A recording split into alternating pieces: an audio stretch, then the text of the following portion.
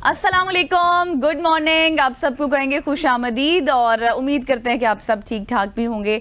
आज बहुत ही blessed day है, एक तरफ फ्राइडे भी है, दूसरी तरफ मुहर्रम भी है और फिर आपको पता है कि बारिश भी है, क्योंकि हसनैन हमने इससे पहले देखा है कि बहुत सी गर्मी होती थी इन दिनों में ना। बिल्कुल हाँ, ऐसे ही है। इनको कहते हैं गजल अशरफ, मुझे कहते हैं। मैं आपका नाम कराने ही लगी थी इंट्रोड्यूस, लेकिन आपने बात नहीं पूरी करनी थी मुझे। ऐसा हो गया कि गजल भूल गई हैं। नहीं, मैं भूली नहीं हूँ, मैं आपको इंट्रो कराने लगी थी, लेकिन आपने बात अल्फाज खींच लिए, मुझे पूरी नहीं करने दी। तो मेरे साथ हैं जी हसनैन लियाकत, करवा चुका हूं और मैं खुद हूँ गजल अशरफ अमान। तो हम बात कर रहे थे कि आज जुम्मा भी है और मुहर्रम भी है, और आज दुआओं का भी दिन है, दुरूद का भी दिन है, और मगफिरत का भी दिन है। तो इसलिए बेहतर है कि अपने काम काज तो करें, लेकिन इसके साथ साथ हमें भी अपनी खास और खुसूसी दुआओं में याद रखें।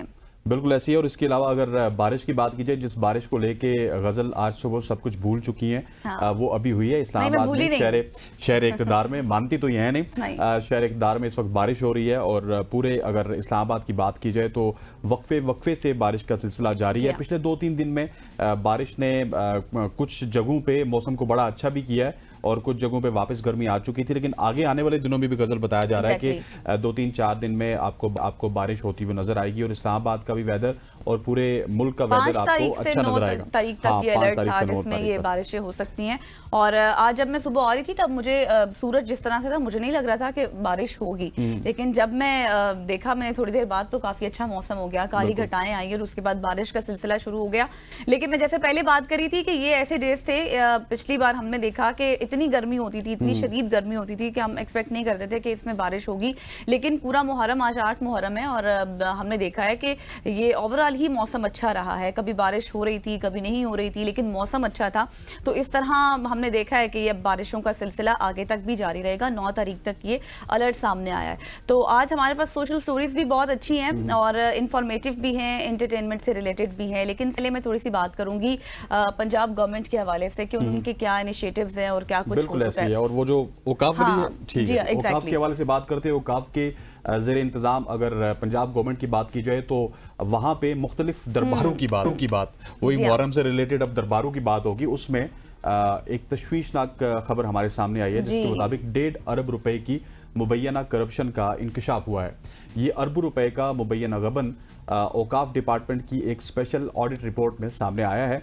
रिपोर्ट में लाहौर के दाता दरबार के फंड्स में 86 करोड़ रुपए की मुबैना गबन का इंकशाफ हुआ। दाता दरबार के खातों से माली साल 2015 से 2018 तक के दौरान 86 करोड़ रुपए निकालने के इंकशाफ किया गया, और रिपोर्ट में इंकशाफ किया गया कि 33 ट्रांजैक्शंस की गई, लेकिन कहाँ खर्च हुई इसका रिकॉर्ड मालूम नहीं है। पाक पतन शरीफ दरबार की बात की जाए तो वहां पे 19 करोड़ की 48 मुश्तबा ट्रांजैक्शंस की गई। रिपोर्ट में इंकशाफ हुआ कि 600 से जायद जंग और ओकाड़ा में औकाफ की कमर्शियल दुकानों के किराए, उसमें 13.5 करोड़ का मुबैना फ्रॉड किया गया, और सैकड़ों जो केनाल कमर्शियल जायदादें हैं उसमें सिर्फ 1 रुपये सालाना 99 साल के लिए किराए पर देने का भी इंकशाफ हुआ है। रिपोर्ट में यह भी इंकशाफ हुआ कि बाबा फरीद दरबार के फंड्स में 3.5 करोड़ रुपए की मुबैना करप्शन की गई, और रिपोर्ट में औकाफ के खातों की तहकीक के लिए सिफारिश भी की गई है कि इनकी मजीद तहकीक भी की जाए। एग्जैक्टली। और अभी आप जब बता रहे थे तो मैंने ये हाईलाइट किया कि 19 करोड़ की 48 मुश्तबा ट्रांजैक्शन, यानी कि 19 करोड़ कोई छोटी रकम नहीं है। और दादा दरबार में इस तरह से आप जो करप्शन कर रहे हैं, मतलब आपने किसी भी चीज़ को नहीं छोड़ा, हर ही मुक़द्दस जगह को आप कुछ ना कुछ आप बना देते हैं अनफॉर्चुनेटली। और फिर बाद में जब तहकीकात सामने आती हैं, और उस टाइम तो इस तरह से वहाँ पर सूरत हाल चल रही होती है कि सब कुछ, मतलब जिस तरह से इंतजामिया के अंडर है, वो कुछ भी ऐसा होने नहीं देते। लेकिन जब इस तरह की खबरें आती हैं ऐसी जगहों से जहां से एक्सपेक्ट नहीं किया जाता, तो बहुत दुख भी होता है कि आप वहां के हिफाजती उमूर सर अंजाम दे रहे होते हैं, और इस तरह से फिर गबन करना एक बहुत बड़ी बात है। थोड़ा सा इन चीज़ों के ऊपर कर लिया करें, क्योंकि अल्लाह ताला फिर आपसे किसी ना किसी तरीके से ज़रूर ले लेते हैं इस तरह की चीज़ें।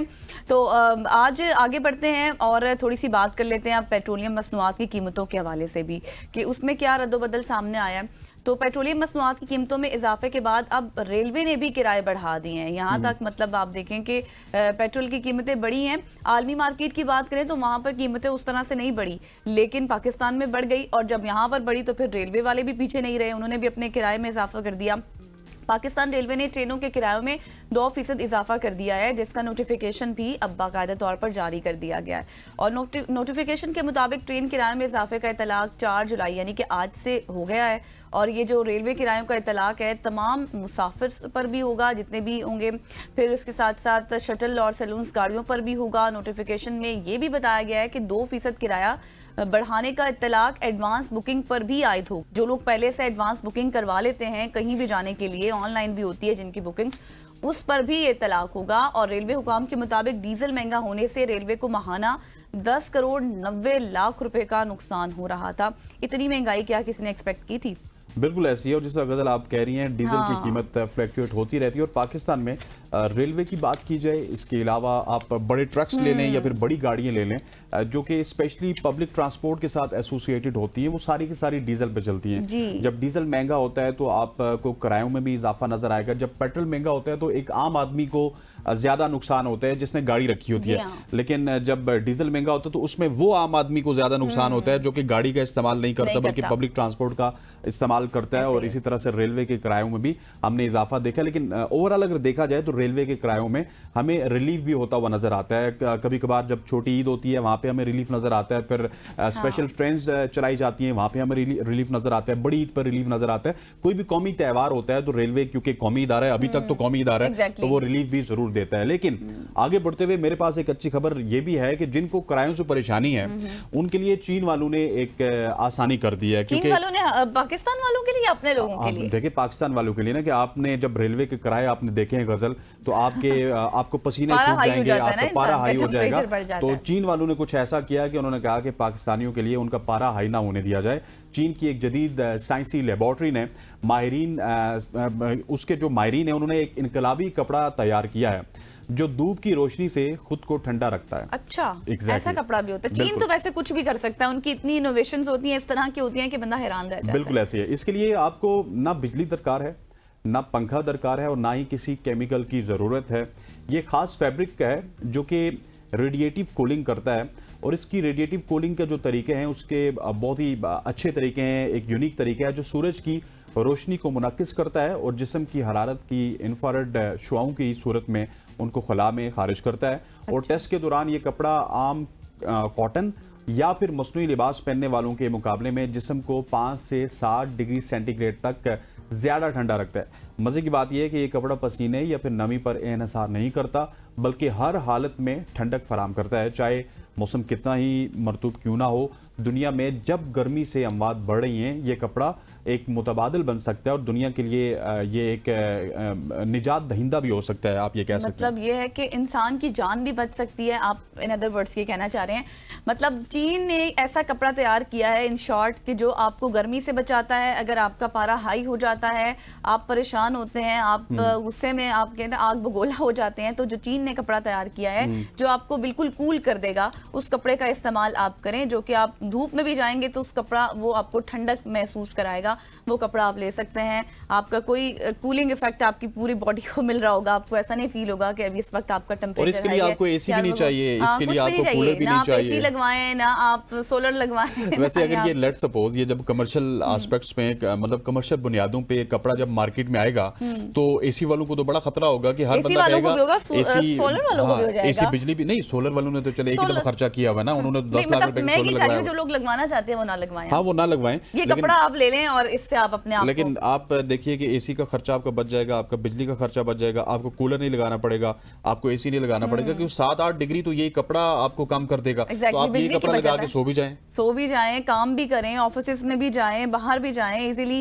کسی امبریلا کی آپ کو ضرورت نہیں ہے، سن گلاسز کی ضرورت نہیں ہے، ہیٹس کی ضرورت نہیں ہے، کپڑا لیں اور باہر جائیں اور ایزی فیل۔ اور غزل یہ بھی دیکھیے کہ گلوبل وارمنگ جب سے ہوئی ہے، جب سے موسم تبدیل ہو رہے ہیں، اب میں پچھلے دنوں اپنی سسٹر سے بات کر رہا تھا، وہ یو کے میں ہوتی ہیں، یو کے میں لوگ پنکھے بھی نہیں لگاتے، لیکن انہوں نے کہا کہ اب یہاں پہ لوگ اے سی کی طرف جا رہے ہیں کیونکہ بہت زیادہ گرمی ہو رہی ہے۔ تو آپ دیکھیے کہ کتنی زیادہ جدت آ رہی ہے کہ ایک کپڑا بھی سامنے آ گیا، پھر آپ نے یہ بھی دیکھا ہوگا کہ وہ پینٹ بھی سامنے آ گیا تھا جو گاڑیوں پر بھی کیا جاتا ہے، گاڑیوں پر کیا جاتا ہے، پھر دیواروں پہ جو پینٹ ہوتا ہے وہ سولر کے لیے پینٹ ہوتا ہے۔ سو دنیا بھی ساتھ ساتھ اپنے آپ کو مولڈ کر رہی ہے ان کلائمیٹ چینج کی تبدیلیوں کے ساتھ۔ لیکن پاکستان کا خود کو مولڈ کرے گا، ویسے ہم ڈیجیٹل ایرا میں تو جا ہی رہے ہیں، لیکن یہ ہے کہ تھوڑا سا ہمیں مزید ان چیزوں پر بھی کام کرنے کی ضرورت ہے. پھر اگر میں بات کروں گی تو وہ IMF کی طرف بات چلی جائے گی یا اکانومی کی طرف چلی جائے گی، کیونکہ ہم جب قرضہ لیتے ہیں تو پھر اس سے گروتھ نہیں ہوتی. خیر اب آگے بڑھتے ہیں اور اگلی سٹوری آپ کو بتاتے ہیں. آپ نے بڑے جرائم کی خبریں تو یقینی طور پر سنی ہوگی، ڈیلی بیسس پہ ہم بھی کرائم کی کوئی بات کر رہے ہوتے ہیں، لیکن یہ اب میں ایسا جرم آپ کے سامنے رکھوں گی جس سے آپ کو ہنسی بھی آئے گی اور عجیب بھی فیل ہوگا. یہ چھوٹا سا جرم خبر کیسے بنا وہ میں آپ کو بتاتی ہوں.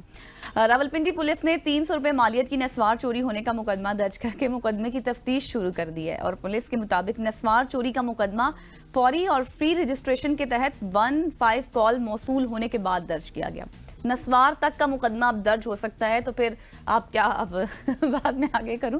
نسوار چوری کا واقعہ ڈھوک بنارس میں پیش آیا، جو کہ چوری کا مقدمہ اسسٹنٹ سب انسپیکٹر سرفراز علی کی مدعیت میں تھانہ ریس کورس میں مقدمہ یہ درج ہوا.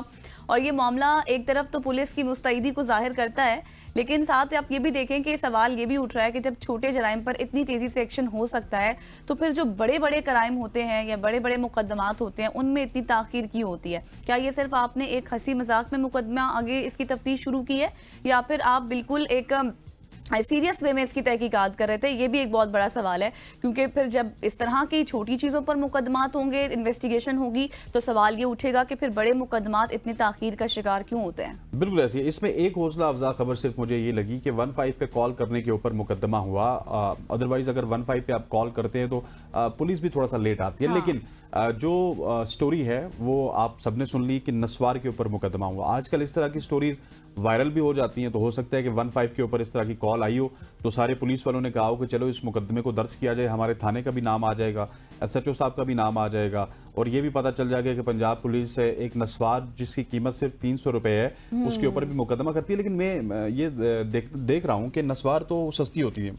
مطلب اگر آپ نسوار کی بات کریں مارکیٹ میں جائیں خواتین و حضرات تو وہ 20, 30 یا پھر 50 روپے کی مل جاتی ہے. تو یہ کوئی اسپیشل نسواری ہوئی ہوگی جو کہ 300 روپے کی مل رہی تھی. 300 کی تھی. اور یہ بھی دیکھیں کہ ویسے اس سے نسوار زیادہ تر خان پہ یوز کرتے ہیں تو انہوں نے کال نہیں کی، مجھے لگتا ہے شاید انہوں نے کی ہوگی. لیکن میں آپ کو یہ بھی بتا دوں کہ اس سے یہ بھی ایک میسج ہے نا کہ جب بھی کوئی اس طرح کا کرائم ہوتا ہے یا پھر آپ کے ساتھ کوئی بھی ٹریجڈی ہوتی ہے تو آپ 15 پر کال ضرور کریں. جن لوگوں کو نہیں بھی پتا، جو ابھی ویسے ابھی ہم نے دیکھا ہے کہ ابھی بھی سوسائٹی میں ایسے لوگ ہیں جن کے ساتھ کچھ ہیپننگ ہو جاتی ہے تو ان کو یہ تک نہیں پتا ہوتا کہ ہم نے کال کہاں پہ کرنی ہے، ہمیں تو کچھ پتا ہی نہیں تھا. ان کے لیے بھی ایک میسج ہے. جس بندے نے کال کیا وہ ٹھیک کیا نا، اسے تو کال پولیس کو ہی کرنی تھی. ہاں نہیں، میں ویسے کہہ رہی ہوں کہ انہوں نے جن لوگوں کو نہیں پتا وہ 15 پر کال کریں. کسی طرح کا بھی کوئی کرائم ہوتا ہے صحیح بات ہے، کیونکہ اکثر لوگ کہتے ہیں کہ ہم کیا کرتے ہیں، ہم بالکل مطلب اپنے ہاتھ پاؤں چھوڑ کے بیٹھ جانا کہ ہمارے ساتھ یہ مسئلہ ہو گیا، یہ ہیپننگ ہوگی، لیکن ہمیں نہیں پتا تھا کہ ہم کہاں جائیں اور کیا کریں.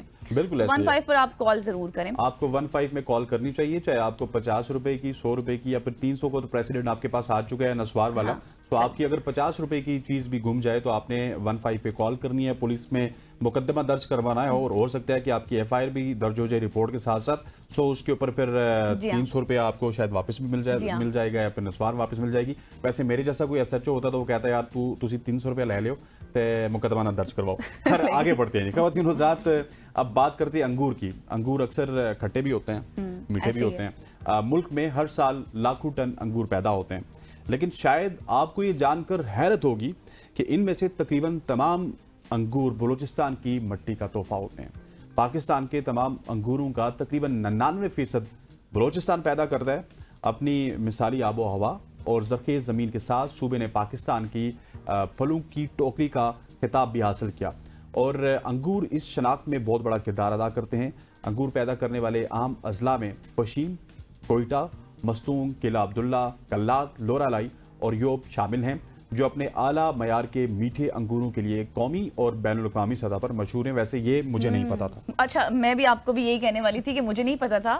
مجھے اس سٹوری کی بات پتا چلا، اور یقینی طور پر جن لوگوں کو نہیں پتا تھا ان کے لیے ایک بہت بڑی انفارمیشن ہے جیسے ہمارے لیے. اور اتنا بڑا مطلب ذخیرہ ہے بلوچستان میں اور اس طرح سے پائے جاتے ہیں. ہم تو ویسے وہ نیگیٹو خبریں سنتے ہیں کہ بلوچستان میں یہ ہو گیا، بلوچستان میں یہ ہو گیا، بلوچستان میں یہ ہو گیا، لیکن یہ انگور تو پورے ملک میں پہنچ رہے ہیں، تو بلوچستان سے ہی پہنچے تو کہیں نہ کہیں پہ وہ کاشت بھی تو ہو رہے ہیں. کاشت بھی ہو رہے ہیں. اور آپ آپ نے جس طرح سے جن جن جگہوں کا نام لیا ہے, اتنی جگہ کی انفارمیشن مجھے نہیں تھی لٹرلی, لیکن آپ نے بتایا ہے تو یہ ایک اچھی بات ہے, اس کو اپریشیٹ بھی کرنا چاہیے. اور جو لوگ بلوچستان میں ظاہر ہے وہ تو پھر مالا مال ہوں گے اس سے, ہے نا. بالکل ایسے, اور بلوچستان میں مجھے لگتا ہے انگور سستے ہوں گے. مجھے بھی یہ لگتا ہے, ہمارے یہاں انگور مہنگے ہوتے ہیں. آج مجھے پتا چلا کہ اس وجہ سے مہنگے ہوتے ہیں کہ وہ 24 گھنٹے ٹریول کر کے ہمارے پاس پہنچتے ہیں. بلوچستان سے یہاں کا راستہ 24 گھنٹے کا ہے, تو وہ کیریج کاسٹ بھی نہیں ہوگی, کچھ بھی نہیں ہوگا, تو وہاں پہ وہ سستا ہی ملے گا. سستا ہی ہوگا, لیکن پھر بھی ہم اپنے کورسپونڈنٹ سے بھی پوچھ لیں گے کہ وہاں پر اس وقت کیا ریٹس چل رہے ہیں نا بلوچستان. کال ملاؤ جی, ہاں کال ملا کر بھی پوچھ لیتے ہیں. اچھا جی, تو یہ تھی انگوروں کی کہانی جو آپ کے ساتھ ہم نے شیئر کی ہے. آگے بڑھتے ہیں اور اب آپ کو لیے چلتے ہیں آسٹریلیا میں, جہاں پر ایک چمگادڑ کا واقعہ جو میں آپ کے ساتھ شیئر کروں گی. وہ کیا واقعہ, بڑا ہی انٹرسٹنگ ہے, توجہ فرمائیے گا تھوڑی سی ذرا. آسٹریلیا میں ایک شخص چمگادڑ کے کاٹنے کے باعث ایک نایاب اور جان لیوا وائرس سے ہلاک ہو گیا, اور یہ واقعہ نیو ساؤتھ ویلز کے شمالی علاقے میں پیش آیا, جہاں 50 سالہ شخص کو کچھ ماہ پہلے یعنی کہ چند ماہ قبل ہی چمگادڑ نے کاٹا تھا, اور اس کا جو ابتدائی علاج بھی چل رہا تھا ظاہر ہے. اس کے باوجود آسٹریلین جو بیٹ لیسیسو وائرس ہے اس سے یہ متاثر ہوا, جو ریبس جیسا ایک وائرس ہے, اور جو آپ کو کیا کرتا ہے, کہاں افیکٹ کرتا ہے, آپ کے دماغی نظام کو متاثر کرتا ہے, مینٹل ہیلتھ آپ کی متاثر ہوتی ہے. نیو ساؤتھ ویلز کی محکمہ صحت نے یہ تصدیق کی ہے کہ ریاست میں ایک وائرس سے پہلا انسانی ہلاکت کا کیس ہے, جبکہ آسٹریلیا بھر میں یہ صرف چوتھا کیس ہی ابھی تک سامنے آیا ہے. اور اس کے حوالے سے جو سائنٹسٹ ہیں وہ یہ بھی کہہ رہے ہیں کہ جیسے ہی کسی کو چمگادڑ کاٹ لے تو فوری طور پر وہ طبی امداد یا پھر ویکسینیشن وغیرہ ضرور کروا لیں, کیونکہ علامات ظاہر ہونے کے بعد اس بیماری کا اس طرح سے کوئی مؤثر علاج نہیں ہے, اور پھر ظاہر آپ کو مسائل پیدا ہوتے ہیں. کیس ابھی یہ چوتھا آسٹریلیا میں نکلا ہے, لیکن چمگادڑ کے ویسے واقعات میں نے کم سنے ہیں. دیکھیں یہ دنیا جتنا آگے بڑھ رہی ہے, جس طرح آپ چمگادڑ کی بات کر رہی ہیں, اسی طرح سے بہت سارے وائرسز ایسے نئے آئے ہیں جو کہ اس سے پہلے آپ نے نہیں سنا تھا. ایون اگر 2020 میں یا پھر 2019 میں آنے والے کووڈ کی بات کی جائے, جس کو کووڈ-19 کہتے ہیں, جس کا آغاز چائنا سے ہوا تھا, پھر وہ پوری دنیا میں پھیلا, لاکھوں اموات ہوئی, اس کا بھی دنیا میں کوئی پریویل نہیں کر رہا تھا.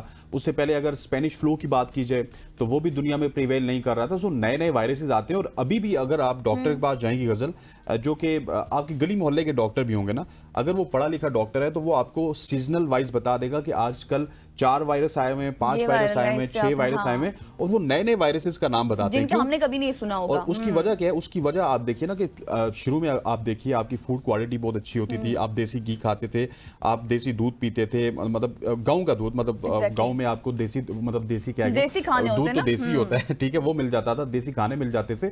سو اس کا جتنا زیادہ آپ کی فوڈ میں ویرائٹی آئی ہے, آپ کی فوڈ آپ کہہ سکتے ہیں, آپ فاسٹ فوڈ دیکھ لیں, ملاوٹ آپ کہہ لیں نا کہ اب ملاوٹ مسالے دیکھ لیں, یہ تمام تر چیزیں آئی ہیں, تو آپ کو صحت کے بھی کافی زیادہ اثرات ہوئے ہیں. اور اس کے ساتھ یہ بھی دیکھیں نا, ٹیکنالوجی کی بھی تو رجحان ہے نا, ٹیکنالوجی سے کتنی چیزیں اس طرح سے ہو گئی ہیں جو کہ ہمارے ارد گرد پائی جاتی ہیں, تو اس وجہ سے بھی یہ معاملات. اب کھانے اس طرح سے نہیں رہے جس طرح سے ہونے چاہیے تھے, اس طرح کی آپ کی اب ہیلتھ نہیں رہی, اس طرح کی بیماریاں سامنے آ جاتی ہیں جن کے کوئی علاج نہیں ہوتا. ایون دیٹ کہ ڈاکٹرز خود پریشان ہو جاتے ہیں, بیماری کا اب ہم علاج کیا نکالیں. بالکل ایسے ہے. خواتین وزارت, یہاں پہ وقت ہوا چاہتا ہے شارٹ سی کمرشل بریک کا. بریک کے بعد ملک کی سیاست کے اوپر بات کریں گے. اسٹے ود اس.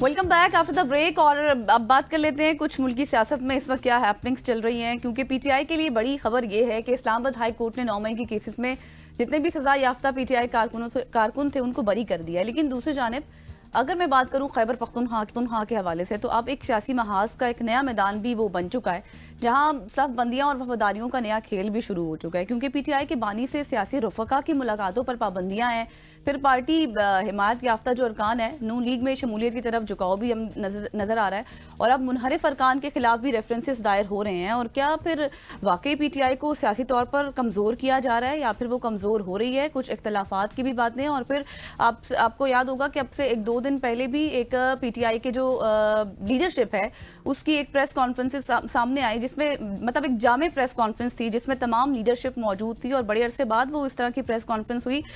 تنقیدی نشتر بھی چلائے گا ایک دوسرے پر, لیکن یہ تھا کہ اس ساری پریس کانفرنس کو حسنین دکھایا گیا. بالکل ایسی. اور اسی تمام تر ایشو پہ بات کرنے کے لیے رہنما پاکستان تحریک انصاف خالد نواز صاحب موجود ہیں. خالد صاحب, thank you so much for joining us. جس کا آغاز میں غزل نے کہا کہ اسلام آباد ہائی کورٹ نے بہت سارے لوگوں کو ریلیف دیا, تقریباً 4 لوگوں کو تو ان کی سزائیں معاف ہوئی ہیں. آپ کے 9 مئی کے کیسز پہ. یہ ریلیف کیا پوری پی ٹی آئی کے لیے ہے یا پھر صرف انہی 4 لوگوں کے لیے تھا, اور آنے والے دنوں میں آپ کو اور ریلیف کی امید ہے؟ دیکھیں جی, عدالتوں سے تو پاکستان تحریک انصاف کو ہمیشہ سے امیدیں رہی ہیں, اور ہماری ساری کوشش جو ہے وہ ہے ہی عدلیہ کو آزاد کرانے اور انصاف پہ مبنی ایک معاشرہ قائم کرنے کی. پاکستان تحریک انصاف نام ہی اس لیے رکھا گیا. تو ہم کبھی بھی مایوس نہیں ہوئے. دو کے جو بھی ساری سچویشنز ہوئی ہیں اس میں عدالتوں کا جو سٹانس ہونا چاہیے تھا وہ نہیں رہا, وہ سب نے دیکھا. لیکن اب بھی امیدیں جو ہیں وہ وابستہ ہیں. ان 4 لوگوں کے علاوہ بھی باقی لوگوں کے لیے بھی امیدیں وابستہ ہیں کہ جسٹس آئے گا انشاءاللہ, اور جسٹس پرویل ہونا ہی ہوتا ہے. جتنی بھی اندھیری رات ہو جسٹس نے آنا ہی. خالد صاحب مجھے بتائیں, تھوڑی سی بات کر لیتے ہیں خیبر پختونخوا کے حوالے سے. وہاں پر کیا چل رہا ہے جس طرح سے صف بندیاں ہو رہی ہیں, اور علی امین گنڈا پور صاحب جو کہ ویسے تو ایگریشن میں رہتے ہی تھے, لیکن اب جس طرح سے وہ بات کر رہے ہیں اور وہ تو بالکل ڈائریکٹ ہو گئے. ایک طرف تو آپ لوگ مذاکرات کی باتیں کرتے ہیں, دوسری طرف آپ ڈائریکٹ ہو جانا اور یہ کہنا کہ ہماری آپ لوگ کیا کر رہے تھے بارڈر پہ, مطلب ڈائریکٹ باتیں کر دینا. تو ایسے تو پھر مذاکرات بھی نہیں ہوتے. دیکھیں, پہلی تو بات یہ ہے کہ جو آپ نے پریس کانفرنس دیکھی جس کی آپ بات کر رہی ہیں, تو اس میں ایک واضح پیغام تو یہ ہے کہ جو لوگ اس خواہاں تھے کہ وہ پی ٹی آئی کو توڑنے میں اور لیڈرشپ چینج کرنے میں اور ساری چیزیں جو وہ تیار کر رہے تھے, وہاں پہ آپ نے دیکھا کہ پوری لیڈرشپ ایک ساتھ ہے, ایک پیج پہ ہے. میسج تھا وہ ایک میسج تھا کہ پاکستان تحریک انصاف کی جو ساری قیادت ہے وہ ایک پیج پر ہی ہے. کسی بھی جگہ پہ کوئی گھر ہو, کوئی کمپنی ہو, کوئی پارٹی ہو, اندرونی اختلافات یا پسند ناپسند یہ چیزیں تو وی آل آر ہیومنز تو چلتی رہتی ہیں. لیکن اس سارے کے باوجود پاکستان تحریک انصاف ایک پیج پہ ہے اور وہ اپنے قائد کو فالو کرتے ہوئے ایک پیج پر ہی رہے. لیکن خالد صاحب کہیں نہ کہیں علیمہ خان کہتی ہوئی نظر آتی ہیں کہ یہ عمران خان کو مائنس کروانا چاہتے ہیں. پھر علی امین گنڈا پور سے جب علیمہ خان کی بات ہوتی ہے تو وہ بھی اشارتاً ان کی مخالفت میں باتیں کر رہے ہوتے ہیں. تو ایک خلفشار تو ہے پاکستان تحریک انصاف میں, اور جو آج سے نہیں ہے. آپ دیکھیں کہ پچھلے 2-3 سالوں میں, جب سے بلکہ 2 سالوں سے تو پریسائزلی جب سے خان صاحب جیل میں گئے, اس طرح کا خلفشار بہت زیادہ پایا جا رہا ہے. نہیں جی, ایسی کوئی بات نہیں ہے جی. علیمہ خان صاحبہ ہمارے لیے بہت ہی رسپیکٹیبل ہیں عمران خان صاحب کی سسٹر ہونے کے ناطے, اور علی امین صاحب جو ہیں وہ ہمارے سی ایم ہیں, ہمارے پروونس کے لیڈر ہیں, اور ان کی آپسی کوئی بھی اختلافات نہیں ہیں. بالکل, ابھی بھی کل بھی وہ سارے دن اکٹھے تھے. تو ایسا کچھ بھی نہیں ہے کہ وہ کوئی ڈیفرنٹ پیج پہ. ہاں, اوپینین میں یا کسی بھی جگہ پہ کسی بھی پوائنٹ پہ, میں نے پہلے بھی کہا کہ گھر میں بھی تھوڑا پسند ناپسند یا کسی بات پہ ہو جاتا ہے. زیادہ ہو رہا ہے, زیادہ نہیں ہو رہا, ہائی لائٹ زیادہ کیا جا رہا ہے. اچھا, تو پھر یہ جو میرا پہلا سوال تھا شاید اس کا جواب وہیں پہ رہ گیا, آپ نے نہیں دیا. یہ جو علی امین گنڈا پور صاحب اگریشن دکھا رہے ہیں اسٹیبلشمنٹ کے اگینسٹ, وہ پھر آپ لوگوں کے مذاکرات کیسے آگے بڑھیں گے؟ دیکھیں, وہ کہہ رہے ہیں نا کہ ہماری پولیس بھی ساتھ نہیں دے گی, اور ایک بار نہیں, انہوں نے کوئی 17-18 بار کہا ہے کہ چیلنج کیا ہے کہ اب کر کے دکھاؤ, کر کے. اس کی کیا وجہ تھی؟ مطلب پارٹی کا جس سٹانس میں انہوں نے وہ بات کی ہے, جس پیرائی میں بات کی ہے, اس کو اسی میں لیتے ہیں کہ علی امین کی حکومت کو توڑنے کی کوشش کی جا رہی تھی یا کوششیں کی جا رہی تھی, تو اس کے اگینسٹ وہ بات ہوئی ہے, تو اس کو اسی بات کے حد تک رکھیں. باقی مذاکرات کے لیے تو پاکستان تحریک انصاف ہمیشہ سے اوپن ہے. ہاں, ہمیشہ سے یہ کہا جاتا ہے کہ مذاکرات جو ہے وہ مذاکرات ہوں, خالی وہ ڈرامے بازی نہ ہو. اور یہ مطلب آپ کا کہنے کا مقصد یہ کہ جب تک ان کی گورنمنٹ نہیں گرائی جا رہی تھی تو وہ سافٹ کارنر دکھا رہے تھے, اب ان کی گورنمنٹ گرانے کی خبریں آ رہی ہیں تو وہ تھوڑا سا ہارڈ سٹانس دکھا رہے ہیں. نہ تو ان کی حکومت گرائی جا رہی ہے اور نہ ہی گرائی جائے گی. لیکن خالد علی صاحب امین صاحب حکومت کریں گے اور انشاءاللہ کریں گے. جو جیل میں بیٹھے آپ کے لوگ تھے, ان کی طرف سے یہ واضح پیغام تھا کہ مذاکرات کی طرف جانا چاہیے, لیکن علی امین گنڈا پور صاحب اپنے روایتی طریقے سے, تو آپ کو نہیں لگتا اس چیز کو ختم کر رہے ہیں اس طرح سے بات کر کے, ڈائریکٹ اس طرح سے ایلیگیشنز لگا کر, جس طرح سے وہ کہہ رہے ہیں کہ ہماری پولیس بھی آپ کا ساتھ نہیں دے گی, بارڈرز پہ شہادتیں ہو رہی ہیں, آپ لوگوں کا کام وہاں پر ان کو پروٹیکٹ کرنا تھا, نہ کہ دیگر معاملات میں آنا. تو پھر یہ اس کا کیا مقصد ہے؟ نہیں, مذاکرات کی جو کوارڈینیشن ہے وہ اپنی جگہ پہ چل رہی ہے اور اس کو تقویت دی جائے گی, کیونکہ جیل سے پیغامات جیسے آپ نے کہا, اور جو بھی پارٹی میں کیا جاتا ہے وہ جیسے عمران خان صاحب چاہتے ہیں انہی کی قیادت میں, انہی کو فالو کرتے ہوئے, انہی کی انسٹرکشن پہ ہی کیا جاتا ہے. تو خان صاحب کی طرف سے ابھی انسٹرکشنز ہیں کہ مذاکرات کیے جائیں, تو جو بھی آگے آئیں گے مذاکرات ہوں گے. ٹھیک ہو گیا. اور یہ خالد صاحب مجھے یہ بھی بتائیے گا کہ اب اس طرح کی باتیں بھی سن رہے ہیں کہ کے پی کے میں بھی بہت سارے لوگوں کا جھکاؤ شاید کسی اور جماعت کی طرف ہونے والا ہے، اور پنجاب میں بھی ہم نے دیکھا کہ کچھ آپ کے ایم این ایز جو کہ پاکستان تحریک انصاف کے نام پہ الیکٹ ہو کے ووٹ لے کے آئے تھے، اب وہ نون لیگ میں شمولیت اختیار کر رہے ہیں، پرائم منسٹر سے ملاقات کر رہے ہیں، سو کہیں نہ کہیں آپ کے جو کمزور پتے ہیں وہ گرنا شروع ہو چکے ہیں. کیا ان کو خبر مل چکی ہے کہ اب دیر از نو مور P T I?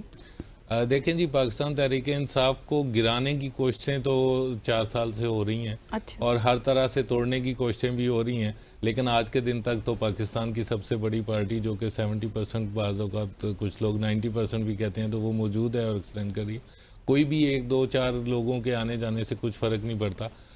Public Khan کے ساتھ ہے، ایک لیڈر اگر کہیں سے سلپ بھی ہوگا تو اس کی جگہ پہ لینے کے لیے 10 ایسپائرنٹ موجود ہیں. اور یہ جو تحریک کے حوالے سے وہ کہاں تک پہنچی؟ کیونکہ ہم تو چھوٹی عید سے پہلے سے تحریک کے بارے میں سن رہے ہیں. ابھی کل پنجوتا صاحب ہمارے ساتھ موجود تھے نا، تو انہوں نے کہا کہ اب محرم کے بعد شروع ہوگی، تو کیا واقعی ہو بھی کی ہے؟ ویسے میں سوری کٹ کر رہا ہوں، یہ کبھی چھوٹی عید کے بعد سٹارٹ ہوتی ہے، کبھی بڑی عید کے بعد، کبھی محرم کے بعد، اور آئی ایم کوائٹ شیور کہ وہ کہیں گے اب یہ گرمیوں کا سیزن گزرنے دیں تو ہم سردیوں میں تحریک سٹارٹ کرتے ہیں. نہیں، ایسی بات نہیں ہے. تحریک انصاف نے، جیسے کہ ہمارے لیڈر نے، خان صاحب نے جو پیغام دیا تھا عید کے بعد شروع کرنے کا، وہ بالکل ہم لوگ ریڈی تھے. اور اس کا آغاز آپ نے دیکھا کہ ہم نے کچھ جلسوں سے، کچھ وقت سے، پشاور سے سٹارٹ لے بھی لیا تھا، لیکن جو خطے کی سچویشن تھی، جو ایران جنگ تھی، جس کی وجہ سے اس کو پوسٹ پون کر دیا گیا. اور ابھی محرم کی وجہ سے، محرم میں تو ہمارے ہاں لوگ فاتحہ بھی نہیں دیتے، تو یقیناً تحریک ایسے ٹائم پہ شروع نہیں ہو سکتی تھی، تو محرم کے بعد انشاءاللہ یہ سٹارٹ ہو جائے. چلیں جی، اللہ کرے محرم کے بعد سٹارٹ ہو. لیکن مجھے یہ بتائیے گا کہ کافی زیادہ معاملات سکویزڈ ہو رہے ہیں پاکستان تحریک انصاف کے لیے. پہلے یہ تھا کہ آپ کہیں نہ کہیں پہ جلسے کرنے کے لیے سنجانی تک پہنچ جاتے تھے، اسلام آباد تک پہنچ جاتے تھے. ایک تو آپ اس طرح سے جلسے نہیں ہو رہے، پھر خان صاحب سے ملاقات نہیں ہو رہی، اوپر سے آپ دیکھیے کہ اب پنجاب کی حد تک بھی وہاں پہ تو آپ کے اراکین کے اوپر پابندیاں لگانے کا سوچ رہے ہیں، ریفرنسز آپ کے اراکین کے خلاف آ رہے ہیں. سو حالات کچھ سازگار نہیں لگ رہے پاکستان تحریک انصاف کے لیے. دیکھیں جی، پاکستان تحریک انصاف کو جتنا بھی سکویز کرنے کی کوششیں کی گئی ہیں وہ پہلے سے زیادہ مضبوط ہوئی ہے، اور اب بھی جتنی بھی کوشش کی جائے گی وہ پہلے سے زیادہ مضبوط ہوگی. جہاں تک تحریک، جلسے یا جو بھی ہے، یہ کہ ہمارے عمران خان صاحب کی طرف سے جو پیغام ہوتا ہے، جو میسج آتا ہے، اس کے حساب سے ہے. اور اگر ملاقاتیں نہیں بھی کرائی جا رہی تو بھی میکنزم آلریڈی پلان ہو چکے ہوئے ہیں، وہ ڈسکشنز ہو چکی ہوئی ہیں ان کی طرف سے. اگر ان کے مطلب ملاقات نہیں ہوگی تو کیا کرنا ہے، وہ ساری چیزیں پلان ہیں. تو جب خان صاحب کی طرف سے جو پلان دیا گیا ہے اس پہ جب وہ دوبارہ کہیں گے، تو وہ چاہے ڈی چوک ہو، چاہے وہ سنجانی ہو، چاہے وہ لاہور ہو، پبلک پہلے بھی پہنچتی رہی ہے اور اب بھی پہنچے. زرتاج گل صاحبہ بھی تو کہہ رہی تھی نا کہ اپنے اپنے حلقوں میں ہم احتجاج کریں اسلام آباد آنے کے بجائے، تو کیا اس پر بھی کوئی مزید پیش رفت ہوگی؟ یقیناً ہم میڈیا پہ ابھی ساری اپنے پلانس پتے شو نہیں کریں گے. باقی وہ بات وہی ہوگی، میں نے کہا کہ جو خان صاحب کا آرڈر ہے اس کو فالو کیا جائے گا، اور وہ ڈسٹرکٹ کا ہوگا تو ڈسٹرکٹ میں ہوگا، اپنے شہر کا ہوگا تو وہیں پہ ہوگا، وہ فلیش کا ہوگا. اسلام آباد آ کر پھر وہ یہ ہے نا کہ لوگ مایوس بھی ہو جاتے ہیں، جس طرح سے علی امین گنڈا پور صاحب اتنی دفعہ چلے گئے، تو اب شاید لوگوں میں وہ آپ کو لگتا ہے کہ وہ نہیں، یہ کنسیپٹ غزل بالکل غلط ہے. آپ دیکھیں کہ ہمارا پروٹیسٹ کوئی بھی ہے، جہاں پہ انہوں نے کہا تھا کہ اٹک کا پل کراس نہیں کرنے دیں گے، وہ ڈی چوک تک پہنچے. ڈی چوک تک پہنچنے کا ہی ان کو کہا گیا تھا، اور پوری مشینری کا یا پوری گورنمنٹ کا یا جو بھی پاورفل حلقے تھے ان کا تھا کہ ہم ان کو اٹک پل کراس نہیں کرنے دیا جائے گا، اور وہ ڈی چوک تک پہنچے. اس کے بعد جہاں تک 26 نومبر یا 24 نومبر والے یہ سارے واقعات ہیں، تو آپ دیکھیں کہ وہ کس لیول کا احتجاج تھا اور کس لیول کی کامیابی تھی کہ طاقتور حلقوں کو اپنے ہی لوگوں پہ گولیاں چلانی پڑ گئیں. 14 لاشیں اٹھائی ہم نے. ہم نے 150 لوگ جو ہے وہ ڈائریکٹلی سیریس انجرڈ ہوئے. اس سے زیادہ اور اگر آپ دیکھا جائے تو اس کی کامیابی اور کیا ہوگی کہ جس کو روکنے کے لیے ان کو اس حد تک جانا پڑا کہ انہیں اسٹریٹ فائرنگ کرنی پڑ گئی. تو وہ ان کی بوکھلاہٹ یا وہ بیسیکلی تو وہ پاکستان تحریک انصاف کی کامیابی ہے. ہاں، اس کا دکھ ضرور ہے ہمیں کہ ہمارے 14 جو لوگ وفات پا گئے، شہید ہو گئے، لیکن حقیقت میں تو کسی بھی پروٹیسٹ کا اس سے زیادہ اور کیا ہوگا. تو پورا کنٹری گورنمنٹ کو بلاک کرنا پڑ گیا. پورا کنٹری بلاک کرنے کے بعد، ہر روڈ ہر گلی بند کرنے کے باوجود لاکھوں میں لوگ جو ہے وہ ڈی چوک میں پہنچ بھی گئے، اور ان کو روکنے کے لیے انہیں اس حد تک جانا پڑ گیا، اس حد تک فستائیت کرنی پڑ گئی. اس سے اور زیادہ کامیابی پروٹیسٹ کی کیا ہوگی. خالد صاحب، آپ نے کہا کہ لوگ پہنچے ہیں، یہ ہم نے خود بھی دیکھا کہ لوگ پہنچے ہیں، لوگ ہر کال پہ پہنچے ہیں، لیکن انفارچونیٹلی جو بات غزل کہہ رہی ہیں، انہوں نے تو علی امین گنڈا پور کا نام لیا، میں آپ کی تمام تر ٹاپ لیڈرشپ کا نام لوں گا. سر، یہ آپ کو ماننا ہوگا کہ آپ کی لیڈرشپ وہاں پہ موجود نہیں ہوتی. آپ کے جو لوگ اسلام آباد میں پہنچتے ہیں وہ ایک موب کی شکل اختیار کر جاتے ہیں, وہ ڈائریکشن لیس ہوتے ہیں, ان کا کوئی لیڈر ایسا نہیں ہوتا کہ جو ڈائریکشن دے سکے کہ یہاں پہ رکنا ہے نہیں رکنا. آپ یہاں پہ اسلام آباد میں آپ گولیوں کا تو ذکر کر رہے ہیں, چاہے وہ اگر پولیس کا ورژن آیا جائے تو وہ شیلنگ ہوتی ہے, لیکن مسئلہ یہ ہے کہ آپ کی لیڈرشپ کہاں تھی؟ وہ تو گاڑیوں میں ان کی ویڈیوز آتی نہیں ہے کہ وہ ایک دم سے بھاگ جاتے ہیں وہاں سے. نہیں ایسی بات نہیں ہے, کہاں پہ تھی اس وقت؟ بشرا بی بی بھی وہاں پہ تھی, علی امین گنڈاپور بھی وہاں پہ. غزل سب سے اینڈ پہ یہ فیصلہ ہوا تھا وہاں سے موو کرنے کا, ہم لوگ وہاں پہ اپنے لوگوں کو مروانے کے لیے تو نہیں لے کے آئے تھے. ہم لوگوں کا تو میکسیمم چانس یہی تھا نا کہ شیلنگ ہوگی, شیلنگ کو فیس کریں گے, ربڑ کی گولیاں چلیں گی, ربڑ کی گولیوں کو فیس کریں گے. لیکن فسطائیت ایک لیول سے بھی جب کراس کر جائے تو اس کے بعد لیڈرشپ وہاں پہ ان کو اپنے بندوں کو مروانے کے لیے تو لے کے نہیں آئی تھی, وہ اس کے بعد ہی موو ہوئے جب باقی لوگوں کو موو کیا گیا. بشرا بی بی اور علی امین واز دا لاسٹ پرسن. نہیں سر, میں اس لیڈرشپ کی بات نہیں کر رہا, میں یہ بات کر رہا ہوں کہ بیرسٹر گور صاحب کہاں پہ تھے, سلمان اکرم راجہ صاحب کہاں پہ تھے, پریویلنگ آپ کے چیئرمین ہے وہ, ایک جنرل سیکرٹری ہے, وہ کہاں پہ تھے؟ سر سارے لوگ وہاں پہ تھے, میری بات سنیے, سارے لوگ وہاں پہ تھے, میں خود وہاں پہ میں کسی بھی احتجاج میں, آپ تو ہوئے ہوں گے سر, آپ تو ہر جگہ پہ تصویروں میں نظر آتے ہیں, کسی احتجاج میں کسی جلسے میں آپ کو بیرسٹر گور صاحب یا پھر سلمان اکرم راجہ صاحب نظر آئیں؟ نہیں ہوتے سر.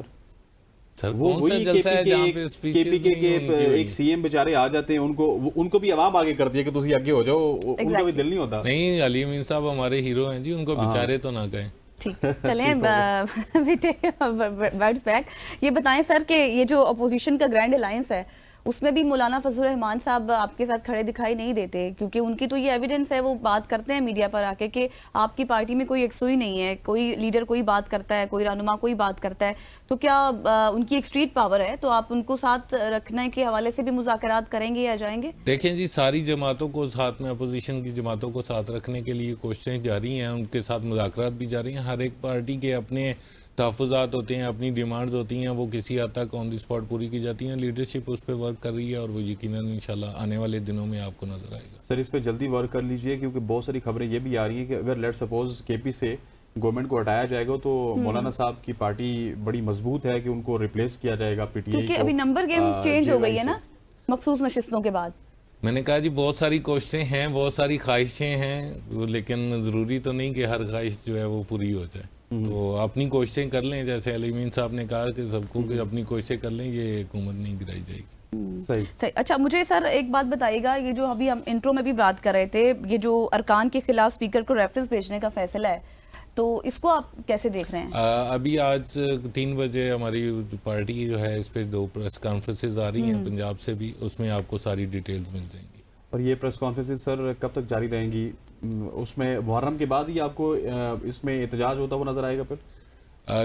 یہ 2 کویسچن ہیں, ڈیفرنٹ ہیں. ایک ریگارڈنگ 26 ایم پی اے جن کے خلاف ریفرنس دیا گیا ہے. دیکھیں جی کسی بھی اسمبلیاں آپ اٹھا کے دیکھ لیں, کسی بھی سیکریٹریٹ, آپ کو یہاں پہ بہت سارا کچھ ملتا ہے, بہت سارے ہنگامے. اپوزیشن کا کام ہے کہ وہ آبجیکٹ کرتی ہے, وہ پروٹیسٹ کرتی ہے. تو یہ کوئی ایسا کوئی پریزیڈنٹ آج تک آپ کو کسی بھی پاکستان میں تو کیا دنیا میں کہیں نظر نہیں آتا جو کہ ریفرنس اٹھا کے ڈال دیا گیا اور ان کو ختم کرنے کی. یہ ساری سازشیں ہیں, کوششیں ہیں, لیکن اس میں زیادہ جو قیادت کا ہے وہ باقاعدہ آج آپ کو 3 بجے تک انشاءاللہ. صحیح. اور یہ جو عدم اعتماد کے حوالے سے بھی باتیں کی جا رہی ہے نا خیبر پختونخوا گورنمنٹ میں, جیسے مخصوص نشستوں کی میں نے بات کی ہے, تو کیا کوئی اتنی اسٹرانگ پوزیشن آپ کو لگتی ہے اپوزیشن حکومت کی کہ وہ لے آئیں گی؟ وہ تو میں نے آپ کو پہلے بتایا کہ سارے کی خواہشیں ضرور ہو سکتی ہیں, لیکن وہ اپنی کوششیں کر لیں, انشاءاللہ کامیابی نہیں ہوگی. اچھا ٹھیک ہو گیا. اور یہ جو عدم اعتماد کی بات ہو رہی ہے, تو اس میں آپ کی اسٹریٹجی بھی تو کوئی ہوگی, اس اسٹریٹجی کے حوالے سے کوئی اجلاس وغیرہ ہوا, اس کے حوالے سے کیا اسٹریٹجی ہے پاکستان تحریک انصاف؟ پچھلے 3 دن میں اس میں کافی ساری چیزیں, پارلیمانی پارٹی کا اجلاس بھی ہو چکا ہے, اس میں ڈسکشنز بھی ہو چکی ہیں, پلانز بھی بن چکے ہیں, اور we are facing that, no issue. صحیح ہو گیا. سوات واقعے پہ آپ کا کیا موقف ہے؟ ایسا نہیں ہونے چاہیے جی یقیناً, اور اس پہ جو بھی قصوروار ہیں ان کو باقاعدہ سے سزا بھی ملنی چاہیے, اور آئندہ ایسی کوششیں جو ایسا کوئی بھی حادثات نہیں ہونے چاہیے. گورنمنٹ وہاں پہ جس کی ہے ان کے حوالے سے آپ کا کوئی سٹانس نہیں ہے کہ انتظامیہ کو اس طرح سے پراپر فیسیلیٹیٹ نہیں کیا گیا, یا پھر عوام انفراسٹرکچر کو باقاعدہ زیادہ بہتر سے بہتر ہونا چاہیے. ایک ٹورزم مطلب پلیسز ہیں ان کو زیادہ سے زیادہ سیکیور بھی ہونا چاہیے, اور اس میں یہ دیکھیں سیکیور تو ہونا چاہیے. لیکن میں نے اس دن بھی سنا تھا علی امین صاحب سے اس طرح کے سوال بھی ہوئے تھے. یہ آپ کو بھی پتہ ہے کہ سوات میں یہ کوئی پہلا واقعہ نہیں ہوا, اس سے پہلے ہی 5 دن پہلے فیملی کا ایک اور بھی واقعہ 5 دن پہلے بھی واقعہ ہوا، اور ہر سال بعد وہاں پہ سیلاب بھی آتا ہے. وہاں پہ سوات کی بات کی جائے، بحرین کی بات کی جائے، وہاں پہ عمارتیں اوپر نیچے بھی ہوتی ہیں. سو ڈیزاسٹر مینجمنٹ کو تو وہاں پہ پہلے سے ہی ہونا چاہیے تھا. گھنٹوں لوگ پکارتے رہے، کوئی نہیں پہنچا. جی ڈیزاسٹر مینجمنٹ سے کوسچن کرنے والا ہے یہ ڈیزاسٹر مینجمنٹ سے. لیکن سر کہیں آپ کو بھی تو سمجھ نہیں آگے کہ اب ہمارا بیانیہ بک رہا ہے، 804 والا بیانیہ بک رہا ہے، تو کام کرنے کی ضرورت نہیں ہے. نہیں ایسا قطن نہیں ہے، یقین لگ تو ایسے ہی رہا سر. نہیں 804 کا بیانیہ اسی وقت بکے گا جب ہم کام بھی کریں گے. صحیح. اچھا سر یہ بتائیں خان صاحب کی رہائی کے حوالے سے اب کہاں تک پوزیشن ہے؟ کیونکہ خبریں تو یہ آ رہی ہیں کہ اس طرح سے کیسز ان کو نہیں لیا جا رہا جس طرح سے لینا چاہیے. یہ کل کی بھی رپورٹس ہیں ہمارے پاس، تو ابھی کچھ کیا پیش رفت ہے؟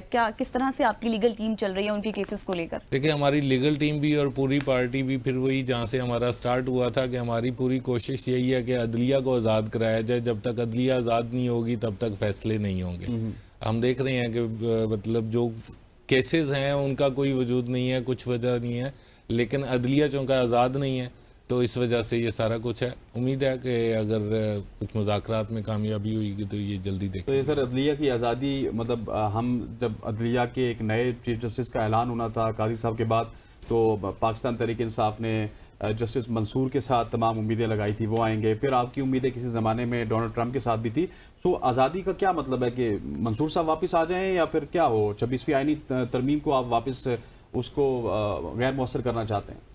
دیکھیں جی جہاں تک ڈونلڈ ٹرمپ سے امیدیں لگانے کی بات ہے تو ایسا کچھ نہیں ہے. ہماری امیدیں صرف اور صرف اللہ سے ہیں اور اپنی ایفرٹ سے ہیں، اپنے لوگوں سے ہیں.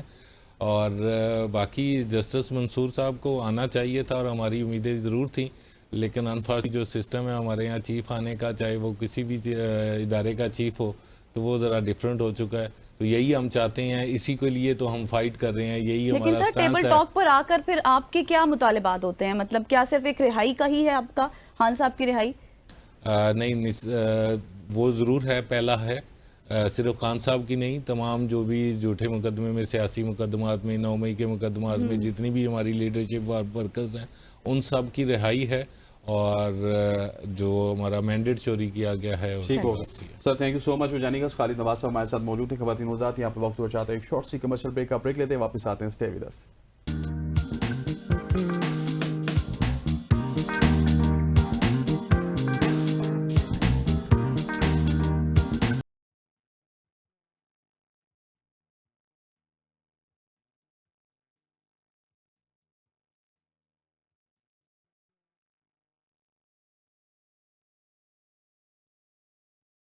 ویلکم بیک خواتین و حضرات. آج ہمارے شو میں ایک باصلاحیت نوجوان موجود ہے جس نے اپنی تخلیقی صلاحیتوں سے نہ صرف پاکستان بلکہ دنیا بھر میں نام کمایا.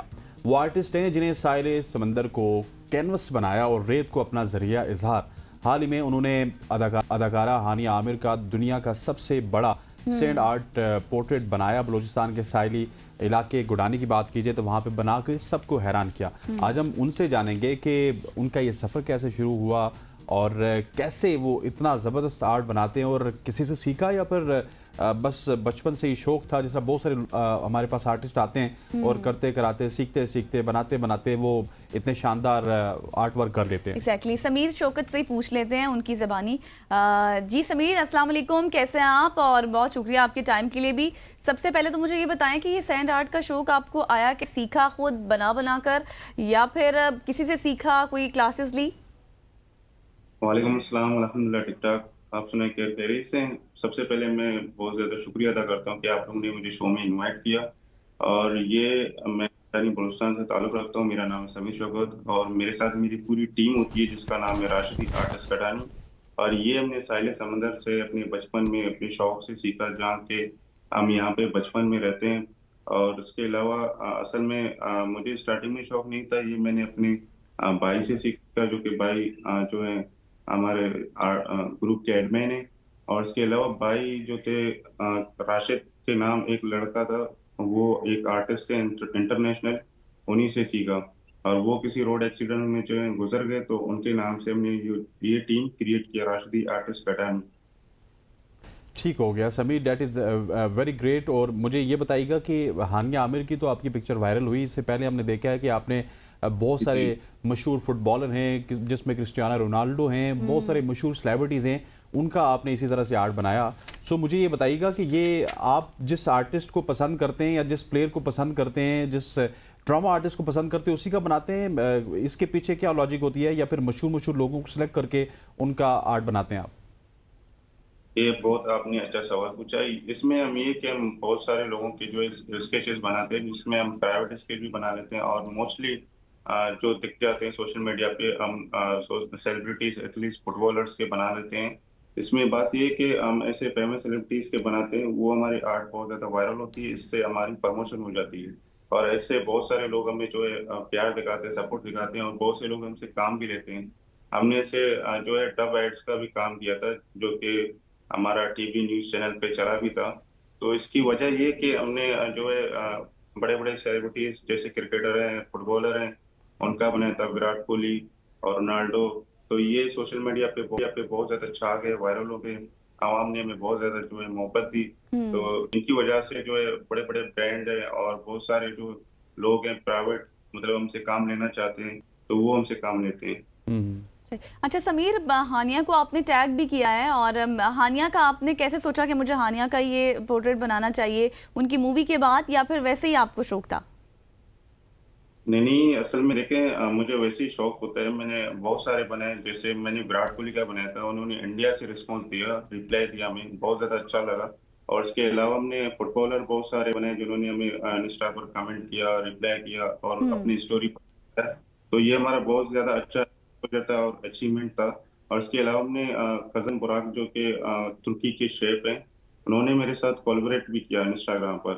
تو میں نے سوچا ہم نے کافی دفعہ جو ہے میل پورٹریٹس بنائے, کیوں نہ فیمیل پورٹریٹ بنائے. تو اچانک سے میرے ذہن میں عانیہ عامر آ گئی. تو میں نے ہانیہ کا رسپانس آیا ہے اس پہ کچھ؟ جی عانیہ عامر کا رسپانس آیا. انہوں نے کہا thank you, this is insane. تو یہ مجھے مطلب دیکھ کر مجھے بہت زیادہ خوشی ہوئی کہ انہوں نے اپنی اسٹوری پر لگایا. زبردست, انہوں نے اپنی اسٹوری پہ بھی لگایا. اور اب تھوڑا سا اپنے آرٹ کے حوالے سے بتائیے گا کہ نارملی ہم دیکھتے ہیں بہت سارے آرٹسٹ آتے ہیں, کوئی کیلیگرافی کرتا ہے, کوئی مطلب کلر سے آرٹ کرتا ہے, کوئی کس طرح کرتا ہے, لیکن ریت پہ تصویر بنانا اور ایک عام آرٹ میں کتنا زیادہ فرق ہے, اور کتنا زیادہ یہ ڈیفیکلٹ ہے, یا پھر یہ سب سے زیادہ آسان ہے, لوگ کرنا نہیں چاہتے؟ تھوڑا سا اس حوالے سے تو بتائیے گا. جی بہت اچھا سوال پوچھا. یہ ہے کہ سب سے پہلے میں بتاتا چلوں کہ یہ اس کا سب سے زیادہ مور اٹریکشن چیز یہ ہے کہ بہت بڑے سائز میں اب بناتے ہیں, اور بڑے سائز بنانے کے ساتھ ساتھ اس کا جو ہوتا ہے بہت زیادہ خوبصورت چیز ایک نیچرل ویو کے ساتھ ہوتا ہے. اس کے ساتھ ساتھ سمندر ہوتا ہے, اور جو مطلب جو ویو ہوتا ہے گڈانی بیچ کا, ہم وہ کور کرتے ہیں آرٹ کے ساتھ. اور یہ آرٹ ہوتا ہے ٹیمپرری آرٹ, اس کو پرماننٹ آرٹ نہیں کہہ سکتے, کیونکہ اس کو جب سمندر پیچھے جاتا ہے تب ہم کام سٹارٹ کرتے ہیں, اور جیسے ہی کام کر لیا, ہم نے ویڈیو شوٹ کر لیا, پھر اس کے بعد سمندر آ کے اس کو مٹا دیتا ہے. تو ہمارے پاس سب سے زیادہ امپورٹنٹ چیز ہوتی ہے اس کی فوٹیجز, مطلب ویڈیوز, تصویر جو کور کرتے ہیں ہم ڈرون شوٹ سے, تو یہ ہمارا کام آتا ہے. اور اس میں یہ کہ ہمیں اسٹارٹنگ میں بہت زیادہ مشکلات کا سامنا کرنا پڑا. ہمارے پاس ڈرون کیمرہ نہیں تھا, ہم یہاں سے 7 کلومیٹر ڈسٹینس کر کے جاتے تھے, وہاں پہ ایک پہاڑ تھا, تو اوپر سے ہم شوٹ کرتے تھے, اس پہاڑ پہ چڑھ کر دیکھتے تھے, غلطیاں نکالتے تھے کہ اسکیچ کا یہ مسٹیک ہے. تو اس کے ذریعے میں بہت زیادہ مطلب ہماری اسٹرگل تھی, اور ابھی جو ہے الحمدللہ ہم اس جو ہے مقام پر پہنچے ہیں. صحیح. اچھا سمیر, یہ تو آپ کا کیا سارا ہینڈ ورک ہوتا ہے؟ مجھے اس حوالے سے بھی بتائے گا, کیونکہ یہ کامن سینڈ تو نہیں ہوتی, ظاہر ہے آپ سمندر میں بناتے ہیں. دوسرا یہ کہ آپ کو وقت کتنا لگتا ہے کوئی بھی پورٹریٹ بنانے میں؟ دیکھیں اسٹارٹنگ میں ایسا تھا کہ یہ جو کام تھا ہم آج سے کرتے تھے. ہم نے اپنے آج سے اوزار بنائے جس کو ہم ریک بول سکتے ہیں, جس میں کیل ہم نے ٹوک کے وہ لکڑی سے ہم نے بنایا, اور لکڑی لیا, رسی وغیرہ لیا, یہ ہمارے مطلب ٹولز ہیں. اور اس کے علاوہ اسٹارٹنگ میں ہمیں پورا دن بھی لگتا تھا, اور ہماری کام کمپلیٹ نہیں ہوتا تھا, لہر اس کو مٹا دیتا تھا. مطلب ایسا کہ ہم انتظار کرتے تھے کہ ابھی کام ہو جائے گا, لیکن کام ہوا نہیں تھا. اس سے پہلے سمندر مٹایا کرتا تھا.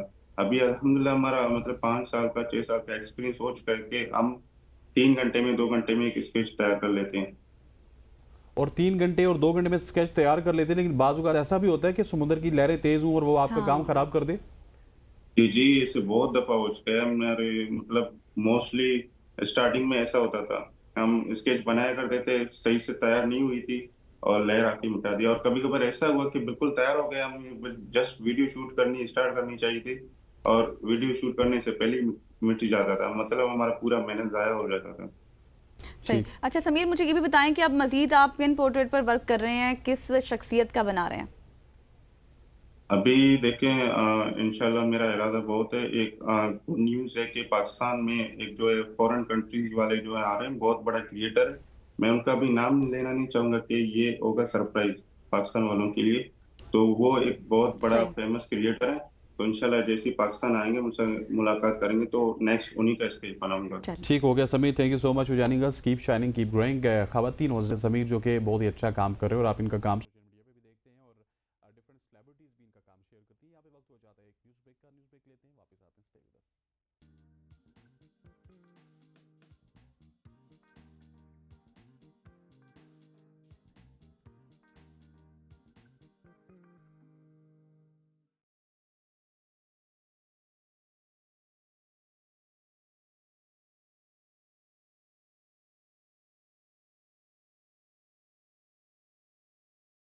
افضل ہے کل جہاں سے گھرانہ حسین کا، نبیوں کا تاجدار ہے نانا حسین کا. ایک پل کی تھی بس حکومت یزید کی، صدیاں حسین کی ہیں زمانہ حسین کا. سال کا پہلا مہینہ محرم الحرام نہ صرف اسلامی تاریخ کا آغاز ہے بلکہ قربانی، صبر، وفاداری اور حق و باطل کے فرق کو سمجھنے کا بھی مہینہ ہے. اور یہ وہ مقدس وقت ہے جب کربلا کی سرزمین پر امام حسین علیہ السلام اور ان کے جتنے بھی جانثار ساتھی تھے انہوں نے عظیم قربانی کی داستان رقم کی. وہ قربانی جو آج بھی ہر مظلوم کے دل کی آواز ہے اور ہر ظالم کے خلاف ایک گواہی ہے. محرم ہمیں یاد دلاتا ہے کہ حق کے راستے میں تعداد، طاقت یا پھر جتنی بھی دنیاوی فائدے تھے وہ اہم نہیں ہوتے ہیں، بلکہ جو اصل چیز ہے وہ اصول ہے، وہ نظریہ ہے اور وہ سچائی پر قائم رہنا ہے. بالکل ایسی ہے. قتل حسین اصل میں مرگ یزید ہے. قتل حسین اصل میں مرگ یزید ہے. اسلام زندہ ہوتا ہے ہر کربلا کے بعد. محرم صرف شیعہ یا سنی نہیں بلکہ پوری امت مسلمہ کے لیے جذبات، عقیدت، تاریخ اور سبق کا مہینہ ہے. آج کے اس خصوصی پروگرام میں ہم بات کریں گے محرم الحرام کی اہمیت، اس کے تاریخی پس منظر اور اس مہینے سے وابستہ ان جذبات کی جو ہمیں جوڑتے ہیں. مفتی علامہ حیدر علوی صاحب ہمارے ساتھ موجود ہیں. مفتی صاحب آپ کا بھی بہت بہت شکریہ. علامہ صاحب کی جانب بڑھتے ہیں. علامہ صاحب، جس طرح سے ہم بات کر رہے تھے اپنے انٹرو میں بھی اہمیت کی، فضیلت کی، محرم الحرام کے مہینے کی، امام حسین علیہ السلام کا سفر کربلا کن کن مراحل سے گزرا؟ بسم اللہ الرحمن الرحیم. قلندر لاہوری اقبال نے کہا تھا حقیقت آبادی ہے مقام شبیری، بدلتے رہتے ہیں انداز کوفی و شامی. مولا حسین بارگاہ رسالت کے پروردہ اور تربیت یافتہ تھے. آپ کا انتخاب حضرت اسماعیل علیہ السلام کی نامکمل قربانی کی تکمیل کے لیے تھا. اگر ہم دیکھیں تو حرمت والے مہینوں میں ذی الحجہ بھی شامل ہے اور محرم الحرام بھی شامل ہے. بالکل. اور اقبال نے کہا تھا غریب و سادہ و رنگین ہے داستان حرم، نہایت اس کی حسین ابتدا ہے اسماعیل. وہ جو نامکمل قربانی حضرت اسماعیل کی روک دی گئی اور چھری کو کہا گیا کہ اپنی فطرت بدل لو، کیونکہ نسل اسماعیل میں سے محمد مصطفیٰ اور ائمہ اہل بیت اور امام آخر الزمان نے تشریف لانا تھا. اس لیے فرمایا گیا کہ ہدایت کے چراغ چونکہ یہاں سے جلنے ہیں، اس قربانی کو نامکمل چھوڑ دیا جائے. گویا چھری نے اپنی فطرت بدل لی، لیکن جب اس قربانی کی تکمیل ہونے لگی تو حضرت علی اصغر 6 ماہ کے ہیں تو نہ وہاں پر تیر اپنی فطرت بدلتا ہے، وہاں پر حضرت علی اکبر جواں سال شبیہ مصطفیٰ ہیں، وہاں نہ برچی اپنی فطرت بدلتی ہے. تلواریں لگ رہی ہیں مولا حسین کو، فطرت نہیں بدل رہی، اس لیے کہ انبیاء کرام سے جو لی جانے والی قربانیاں تھیں اس کی ایک انتہا کو ہم قربانی حسین کہہ سکتے ہیں. اور دوسرا شہادت عبادت کا درجہ بننا تھا اس نے اس ماہ مقدس میں. حرمت والا مہینہ تو یہ اسلام سے قبل بھی تھا، لیکن یہ حرمت قرآن کا مہینہ بنا، حرمت اسلام کا مہینہ بنا، حرمت شریعت مصطفیٰ کا مہینہ بنا، حرمت سجدہ کا مہینہ بنا. وہ تب بنا جب قربانی حسین کی تکمیل ہوتی ہے. اور یہ قربانی عمومی قربانی نہیں تھی، یہ واقعہ عمومی واقعہ نہیں تھا، بلکہ یوں کہہ لیجئے کہ نماز عبادت تب ہے جب مصطفیٰ پڑھیں، روزہ عبادت تب ہے جب مصطفیٰ رکھیں، زکوٰۃ عبادت تب ہے جب مصطفیٰ، ہر وہ عمل جو مصطفیٰ کرے وہ عبادت بنتا ہے. اب شہادت کہتی ہے مصطفیٰ اپنے سینے سے مجھے بھی لگائیں میں بھی عبادت بن جاؤں، لیکن غدیر کے مقام پر پروردگار عالم نے فرمایا واللہ یعصمک من الناس، اللہ آپ کو انسانوں کی شر سے محفوظ رکھے گا، کوئی آپ کو مار نہیں سکتا ہے۔ اب وہاں گارنٹی آ گئی، رسول 5 نمازوں میں کہتے اللہم انی اسالک شہادۃ فی سبیلک، اللہ میں تیرے راستے میں شہادت چاہتا ہوں۔ چاہت مصطفیٰ میں تھی شہادت کی، لیکن خدا نے کہہ دیا نہیں، ہم مرنے نہیں دیں گے حبیب، لوگوں کے ہاتھوں تکلیف نہیں پہنچنے دیں گے۔ اب ایک ایسے وجود کا پھر انتخاب کیا گیا جو اب نا انا و اب نا اکم کی منزل پہ فائز تھا۔ یہ ہم اپنے بیٹے لاتے ہیں، تم اپنے بیٹے لاؤ، بظاہر علی کے بیٹے ہیں، قرآن کہتا نہیں یہ مصطفیٰ کے بیٹے ہیں۔ پھر حضور فرماتے ہیں حسین منی وانا من الحسین، حسین مجھ سے ہیں، میں حسین سے ہوں۔ اب باپ کہے بیٹا مجھ سے ہے بات سمجھ آتی ہے، لیکن باپ کہے میں بیٹے سے ہوں تو عقل انسانی اس کو تسلیم کرنے کو تیار نہیں ہے۔ لیکن حضور کا کہنے کا مطلب یہ تھا کہ سیدہ کائنات کی آغوش سے لے کر کربلا تک حسین جو عظمتوں کا کو حمالہ نظر آتے ہیں وہ میرے سبب ہیں، وہ میری وجہ سے ہیں۔ کربلا سے لے کر صبح قیامت تک میں محمد حسین سے ہوں، میرا دین حسین سے ہے، میرا کلمہ حسین سے ہے، میرا قرآن حسین سے، میرا سجدہ حسین سے ہے۔ اسی لیے ہمارے ہندوستان میں 90 لاکھ ہندوؤں کو کلمہ پڑھانے والے حسنی حسینی سید مراد رسول فی الہند سلطان الہند خواجہ اجمیری فرماتے ہیں شاست حسین بادشاست حسین دین است حسین دین پناست حسین سرداد نداد دست در دست یزید حقا کے بنائے لا الہ است حسین۔ دین بھی حسین ہے، دین کی پناہ بھی حسین ہے۔ فرماتے ہیں سر نہیں دیا سب کچھ دے دیا، بالکل، یعنی وہ بیعت نہیں کی، ہاتھ نہیں دیا سر دے دیا، سب کچھ دے دیا، دست در دست یزید حقا کے بنائے لا الہ است حسین، یہاں تک کہ کلمہ محمد کی بنیاد حسین بن گئے۔ اور صبح قیامت تک جو بھی کلمہ پڑھے گا وہ کہہ سکتا ہے میں حسینی کلمہ پڑھ رہا ہوں، میں محمدی کلمہ ہے لیکن حسینی۔ پھر یہاں پر بہت سارے لوگوں نے کہا کہ کربلا سے پہلے تک انسانوں میں مختلف فرقے موجود تھے جن کو آپ کسی بھی نام سے پکار سکتے ہیں، لیکن کربلا کے بعد انسانیت 2 ٹکڑوں میں تقسیم ہو گئی، یا وہ حسینی ہے یا وہ یزیدی ہے۔ اور یہ بھی انسانی اقدار، اسلامی اقدار کی جنگ تھی جو کربلا میں حسین پاک نے تاریخ انسانی کا دھارا بدلا۔ ہمیشہ یہ کہا جاتا ہے قاتل مقتول پر غالب آ گیا، تلوار جو ہے وہ خون پر غالب آ گئی، فاتح مفتوح پر غالب آ گیا۔ تاریخ انسانی میں پہلی بار ہوتا ہے کہ خون تلوار پر غالب آ جاتا ہے، مفتوح فاتح پر غالب آ جاتا ہے، مقتول قاتل پر غالب آ جاتا ہے۔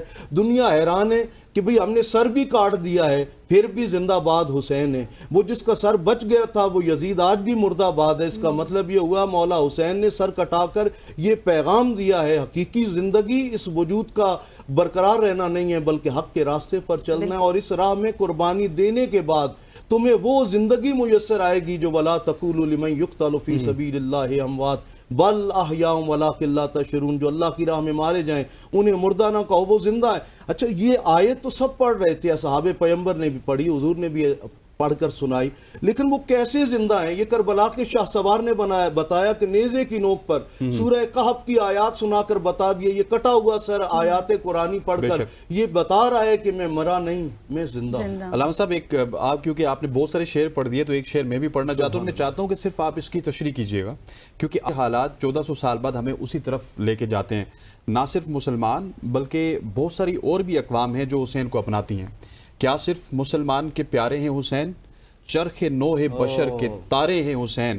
انسان کو 1400 سال بعد انسان کو بیدار تو ہو لینے دو، ہر قوم پکارے گی ہمارے حسین۔ سر تشریح چاہیے سر۔ شرط ہے انسان کو بیدار تو ہو لینے، جب تک اس کے اندر کا یزید مرے گا نہیں، یا وقت کے یزید کی آنکھوں میں آنکھیں ڈال کے حق بات کہنے کا جذبہ اس میں نہیں پیدا ہوگا، تب تک اسے حسین سمجھ نہیں آئے گا۔ میرے ایک ہندو دوست تھا سوشل میڈیا پہ، تو انڈیا سے وہ اس نے پورا پنڈتوں والا لباس پہنا ہوا ہے اور ہاتھ میں علم ہے اور مولا حسین کے جلوس میں شامل ہے۔ میں نے فوراً اسے پرسنلی میسج کیا حسین پاک تو ہمارے ہیں، آپ یہاں کیا کر رہے ہیں؟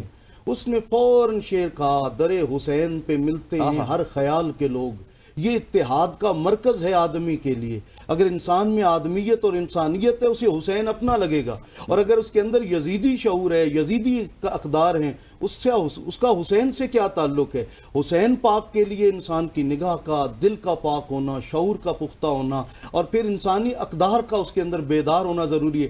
حق کے راستے کا جو بھی مسافر ہوگا وہ یہ کہے گا کہ میں حسینی راستے پہ چل رہا ہوں۔ اور مولا حسین سے بھی پوچھا گیا کہ حضور حق کی پہچان کیسے ہوگی؟ فرمایا تیروں کا رخ دیکھ لو، جس طرف تیروں کا رخ ہوگا ادھر ہی حق ہوگا۔ مولا حسین نے یہ قربانی فقط اس لیے نہیں دی تھی کہ آپ چاہتے تھے کہ مجھے کوفہ کی سلطنت مل جائے، بلکہ آپ نے سیدہ سکینہ کی پیاس بھی دیکھی، آپ نے سیدہ رباب کی پیاس بھی دیکھی، آپ نے سیدہ زینب کبریٰ کے بھی خشک ہونٹ دیکھے، 6 ماہ کے علی اصغر کی بھی پیاس دیکھی۔ اس لیے نہیں تھی کہ فقط ایک کوفہ کی ریاست چاہیے تھی۔ جو یہ سوچتے ہیں کہ اقتدار کے لیے مولا حسین نکلے تھے وہ غلط ہیں۔ مولا حسین اس ظاہری اقتدار کے لیے نہیں، دنیا ان کے ہاتھ پاؤں چوم رہی تھی، بلکہ آپ فرماتے ہیں میں امر بالمعروف و نہی عن المنکر کے لیے نکلا ہوں۔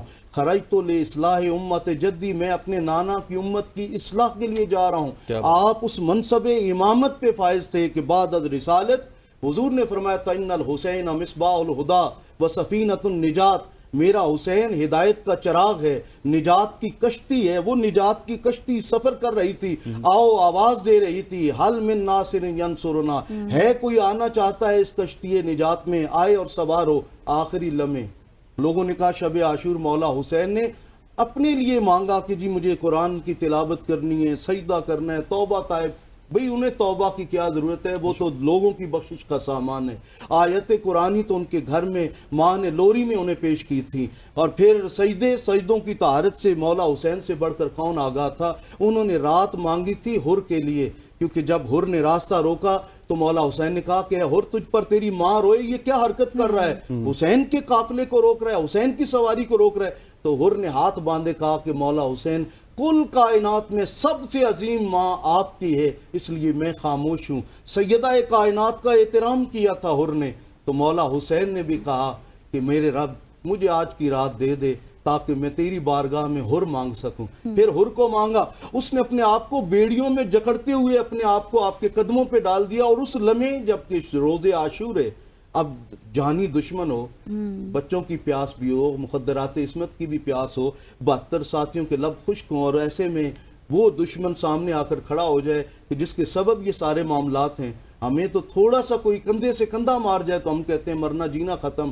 جنازوں میں ہم نہیں آئیں گے، ہم شادیوں میں نہیں آئیں گے، ہم نے رشتہ داروں سے تعلق توڑ دیے، محلے داروں سے توڑ دیا، حتیٰ کہ فیملی کے اندر بھی ہم ٹوٹے ہوئے ہیں، جبکہ حضور فرماتے ہیں سل من کھاتا، جو تم سے تعلق توڑے تم اس سے جوڑو۔ اب مولا حسین کس طرح محمدی کردار پیش کر رہے ہیں، علوی کردار پیش کر رہے ہیں؟ فرمایا کہ پاؤں سے اٹھایا، سینے سے لگایا، فرمایا اس لمحے بھی یزیدیت چھوڑ کر حسینیت میں آنا تیرا کام ہے، اور نانا سے شفاعت قیامت کو لے کر دینا یہ حسین کا کام ہے۔ اس کا مطلب ہے سب سے بڑے جانی دشمن کو روز عاشور معاف کر دینا یہ حسینی کردار تھا، یہ مولا حسین کی فطرت تھی۔ اور جس لمحے یزیدیوں نے روکا تھا، اس لمحے ابن سعد کا جب قافلہ آیا تو مولا حسین نے فرمایا اے بنو ہاشم کے نوجوانوں مشکیزیں بھرو اور ان ساری فوجوں کو پانی پلاؤ۔ وہ فوجیں جنہوں نے 10 محرم الحرام کو آپ پہ ظلم ڈھائے، ان کو پانی پلانے والی ہستی کا نام بنو ہاشم کے جوان تھا۔ اور پھر فرمایا کہ دوبارہ مشکیزیں بھر کے لاؤ، یہ ریت میں سواریاں آئی ہیں،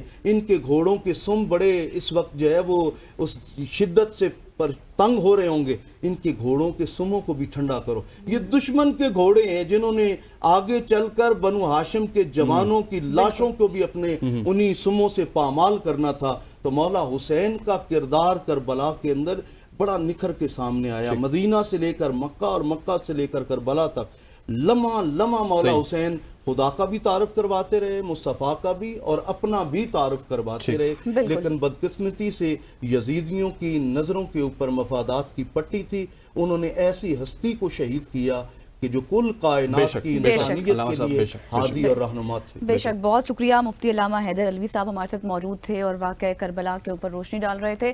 ونس اگین آپ کا بہت شکریہ۔ سعید صاحب ہمارے ساتھ موجود ہیں، یہاں پر وقت ہوا ایک بریک کا، بریک کے بعد واپس آئیں گے، ڈسکشن کا آغاز پھر اسی ٹاپک سے کریں گے۔ اسٹے ود اس۔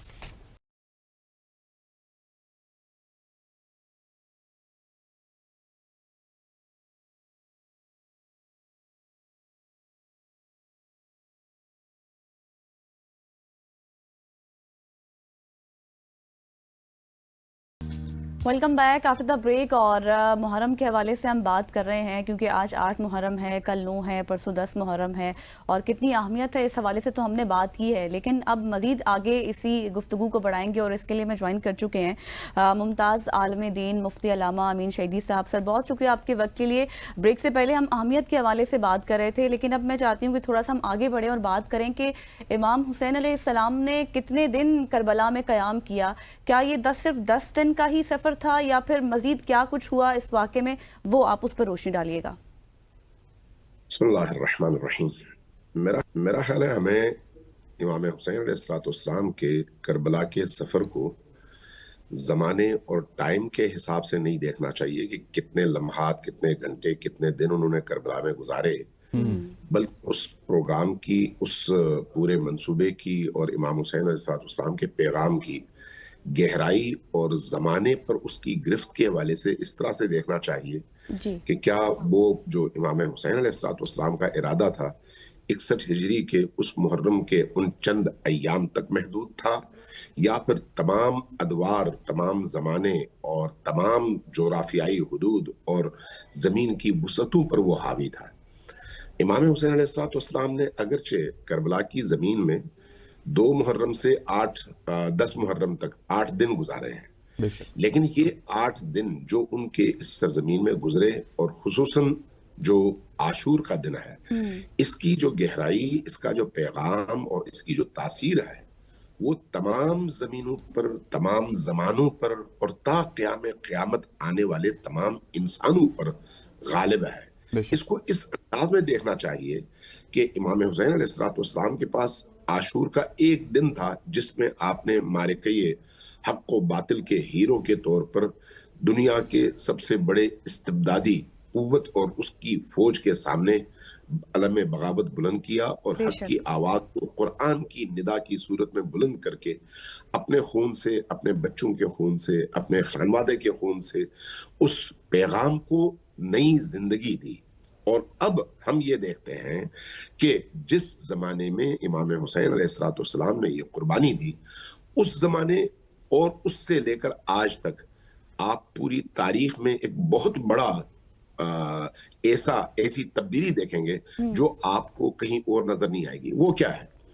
जब इमाम हुसैन अलैहिस्सलाम से बैयत तलब की गई तो इमाम हुसैन अकेले थे, बाकी सब लोगों ने बैयत कर ली, चाहे वो उलमा थे, ज़ुआमा थे, अहले दानिश थे, कबाइल के सरदार थे, ताबईन थे, तबे ताबईन थे, सहाबा थे, सबने बैयत कर ली। कौन रह गया? सिर्फ इमाम हुसैन अलैहिस्सलाम। दूसरे लफ्जों में मुआशरे में एक हुसैन खड़े हो गए यजीदियत के मुकाबले में, बाकी सारा मुआशरा या ला ताल्लुक रहा या उसने बैयत कर ली और उसके नतीजे में यजीदियत को पनपने का मौका मिला। लेकिन एक हुसैन के इनकार की वजह से और आशूर में बहने वाले उस पाकीज़ा खून की वजह से आज आप देखें 1400 साल गुजर चुके हैं। आज कोई माई का लाल जमीन के सीने पर ऐसा है जो सीना तान कर वो कहे कि मैं यजीदियत की हिमायत करता हूं और हुसैनियत की मुखालिफत करता हूं? कोई एक बंदा ऐसा आपको मिल सकता है? जो लोग यजीद की हिमायत भी करते हैं वो भी ढके छुपे लफ्जों में ये कहने की कोशिश करते हैं कि यजीद उस जुर्म में मुलव्वस नहीं था। लेकिन हुसैन की मजलूमियत, लेकिन हुसैन के पैगाम की गहराई, हुसैन के पैगाम की आलमगीरियत को हर दोस्त और दुश्मन मानता है, सिर्फ मुसलमान नहीं। इसलिए आप देखते हैं कि उसके असरात कहां तक गए हैं। अगर जनूबी अफ्रीका में इनकलाब आया नेल्सन मंडेला के जरिए से, तो नेल्सन मंडेला ने 25 साल जेल में और बाकी सारी जिंदगी जिद्दोजहद में गुजारते हुए अपनी जिंदगी का रोल मॉडल जिसको करार दिया वो हुसैन इब्न अली है। अगर आप गांधी की जिंदगी में देखें इसी सब कॉन्टिनेंट में, तो अगर गांधी ने किसी को अपना हीरो और अपनी जिद्दोजहद में अपने लिए नमूने अमल करार दिया तो वो हुसैन इब्न अली है। आज भी उस पैगाम की गहराई इतनी ज्यादा है, हुसैन इब्न अली अलैहिस्सलाम के खून की रंगीनी और सुर्खी इतनी गहरी है कि आज भी हर दुनिया के इलाके में जहां पर भी कोई मजलूम जुल्म के खिलाफ उठता है, वो सबसे पहले जिस शख्सियत और जिस दिन को अपने लिए हीरो और नमूना समझता है वो दिन करबला, वो जमीन करबला, वो दिन आशूरा और वो हीरो हुसैन इब्न अली है। बेशक। तो गोया इमाम हुसैन अलैहिस्सलाम ने आशूर के एक दिन एक कुर्बानी दी, लेकिन उस कुर्बानी का नतीजा ता क़यामत आने वाले अरबों इंसानों के लिए रोल मॉडल करार पाया। हमें इमाम हुसैन को इस अंदाज में देखने की जरूरत है, उनके पैगाम की इस गहराई को समझने की जरूरत है कि इमाम हुसैन का पैगाम फितरत इंसानी से हम-आहंग है, इंसान के अंदर की वो जो पाकीज़ा रूह है उससे हम-आहंग है, उस पर न किसी मसलक की छाप है, न किसी दीन की छाप है, न किसी जोग्राफिया की छाप है। जो इंसान अंदर से हुर होगा, अंदर से आजाद होगा, अंदर से तअस्सुबात के बुतों को तोड़ चुका होगा, उसकी जिंदगी में अगर कोई सरबुलंद हीरो बन सकता है तूले तारीख बशरियत में, तो उस हीरो का नाम हुसैन इब्न अली है, जिनका कारनामा इतनी 8 दिनों में आलम ने देखा और जिसकी मेराज आपको असरे आशूर करबला की सरजमीन में नजर आती है। अल्लामा साहब, आज के ज़माने में अगर कोई जुल्म बर्बरियत हो रही होती है, चाहे हुकूमत के लेवल पे या किसी माशरे में कोई बंदा बहुत जालिम होता है, तो हम सारे चुप हो जाते हैं कि बस ठीक है यार, ये एक जालिम आदमी है, इसके सामने क्या बोलना है। लेकिन इमाम हुसैन अलैहिस्सलाम ने यह साबित किया कि अगर आप अकेले भी हैं, जुल्म के खिलाफ अगर आप आवाज़ बुलंद करेंगे, तो अगर आज रिजल्ट नहीं निकलेगा तो कल ज़रूर निकलेगा। और आज पूरा ज़माना, और सिर्फ मुसलमान नहीं, शिया सुन्नी नहीं, बल्कि पूरी इंसानियत हुसैन की बात कर रही है, हुसैनियत की बात कर रही है और उनकी कुर्बानी की बात कर रही है। क्योंकि ये फितरत की आवाज है। इमाम हुसैन अलैहिस्सलाम इंसानी फितरत के तर्जुमान है, इसलिए हर इंसान बगैर किसी तफरीक और मसलकी इम्तियाज के जब उसको किसी ऐसी सिचुएशन का सामना हो तो उसको हुसैन ही याद आते हैं। इमाम हुसैन अलैहिस्सलाम ने इंसानों के मिजाज को देखते हुए एक जुमला इरशाद फरमाया। ये जुमला मुसलमानों के हवाले से नहीं है, ये जुमला किसी मसलक के हवाले से नहीं है, ये जुमला इंसान के हवाले से फरमाया, अन्नासु अबीदुद दुनिया, लोग यानी नास, लोग चाहे वो दीनदार हो या बेदीन, मुसलमान हो या गैर मुस्लिम, अन्नासु अबीदुद दुनिया, लोग दुनिया के पस्त अबीद होते हैं। अबीद अब्द का छोटा सीगा है, यानी पस्त गुलाम को अबीद कहा जाता है। फरमाया लोग दुनिया के पस्त गुलाम होते हैं, वद्दीनु लइकुन अला अलसिनतिहिम, और दीन लोगों की जबानी जमा खर्च और मुंह में जमा होने वाले उस पानी की तरह से है। मा दर्रत माइशुहुम, ये लोग जब तक उनके दीन को नुकसान उनके दुनिया की वजह से और दुनिया को उनके दीन की वजह से नुकसान न पहुंचे, वो दीनदार बनते हैं। लेकिन जिस दिन उनकी मईशत को, उनके घर को, उनकी जान को, उनके माल को, उनके बच्चों को दीन की वजह से कोई नुकसान पहुंचने का अंदेशा हो, तो वो क्या करते हैं, मा दर्रत माइशुहुम कल्लत दय्यामून इज़ा मुहिस्सू बिलबला कल्लत दय्यामून, जब वो इस तरह की आजमाइश का सामना करते हैं तो उस वक्त दीन को मुंह में जमा होने वाले पानी की तरह से थूक देते हैं और दुनिया से सिमट जाते हैं। ये इंसानों की जबिल्ली खुसूसियत है। इमाम हुसैन अलैहिस्सलाम ने जो काम किया वो ये है कि उसको जबिल्लत की कैद से आजाद करके फितरत इंसानी की तरफ बुलाया, और फितरत इंसानी वही है जिस पर अल्लाह ने मखलूक को खल्क किया है। फितरतल्लाह अल्लती फतरनास अलैहा, अल्लाह ने इंसान को अपनी फितरत पर खल्क किया है। लिहाजा इमाम हुसैन अलैहिस्सलाम का जो आला हदफ है वो इंसान को जबिल्ली और हैवानी ख्वाहिशात से आजाद करके अल्लाह की फितरत के मुताबिक जिंदगी बसर करने का रास्ता दिखाने का जज्बा है, और वो मुहिम और वो मकसद है। इस बुनियाद पर जब हम इमाम हुसैन अलैहिस्सलाम के इस कारनामे को देखते हैं तो ये कारनामा हमें बताता है कि आज भी लोग दिल से अगर फितरत की तरफ देखें तो इमाम हुसैन को अपना हीरो समझते हैं, लेकिन जब वो दुनिया परस्त बन जाते हैं तो दुनिया परस्ती के नतीजे में इर्द गिर्द होने वाले मजालिम पर खामोश भी रहते हैं। लेकिन उनके दिल से अगर पूछा जाए कि तुम्हारा दिल क्या कहता है, ये जुल्म है या नहीं, वो फौरन कहेगा जुल्म है। दिल क्या कहता है, जुल्म को मिटना चाहिए या नहीं, हाँ फौरन मिटना चाहिए। कोई भी इंसान ये नहीं कहेगा कि जुल्म को नहीं मिटना चाहिए। लेकिन जब आप उससे ये कहेंगे कि इमाम हुसैन ने जुल्म को मिटाने के लिए अकेले मैदान में कदम रखा, तुम क्यों नहीं रखते, तो इसका जवाब उसके पास नहीं है। वो फिर यहाँ पर कहता वो इमाम हुसैन थे, हम तो नहीं है, हम तो कमजोर हैं, हम कैसे करें। ہم اگر یہ کام کریں تو ہماری جان جائے گی, مال جائے گا, گھر جائے گا, بچے جائیں گے. ان کو اپنے بچوں, گھر, مال, جان اور دنیا کی ان زنجیروں کی فکر ہوتی ہے. اسی کو امام حسین علیہ السلام نے غلامی سے تعبیر کیا اور غلامی سے تشبیہ دیا ہے.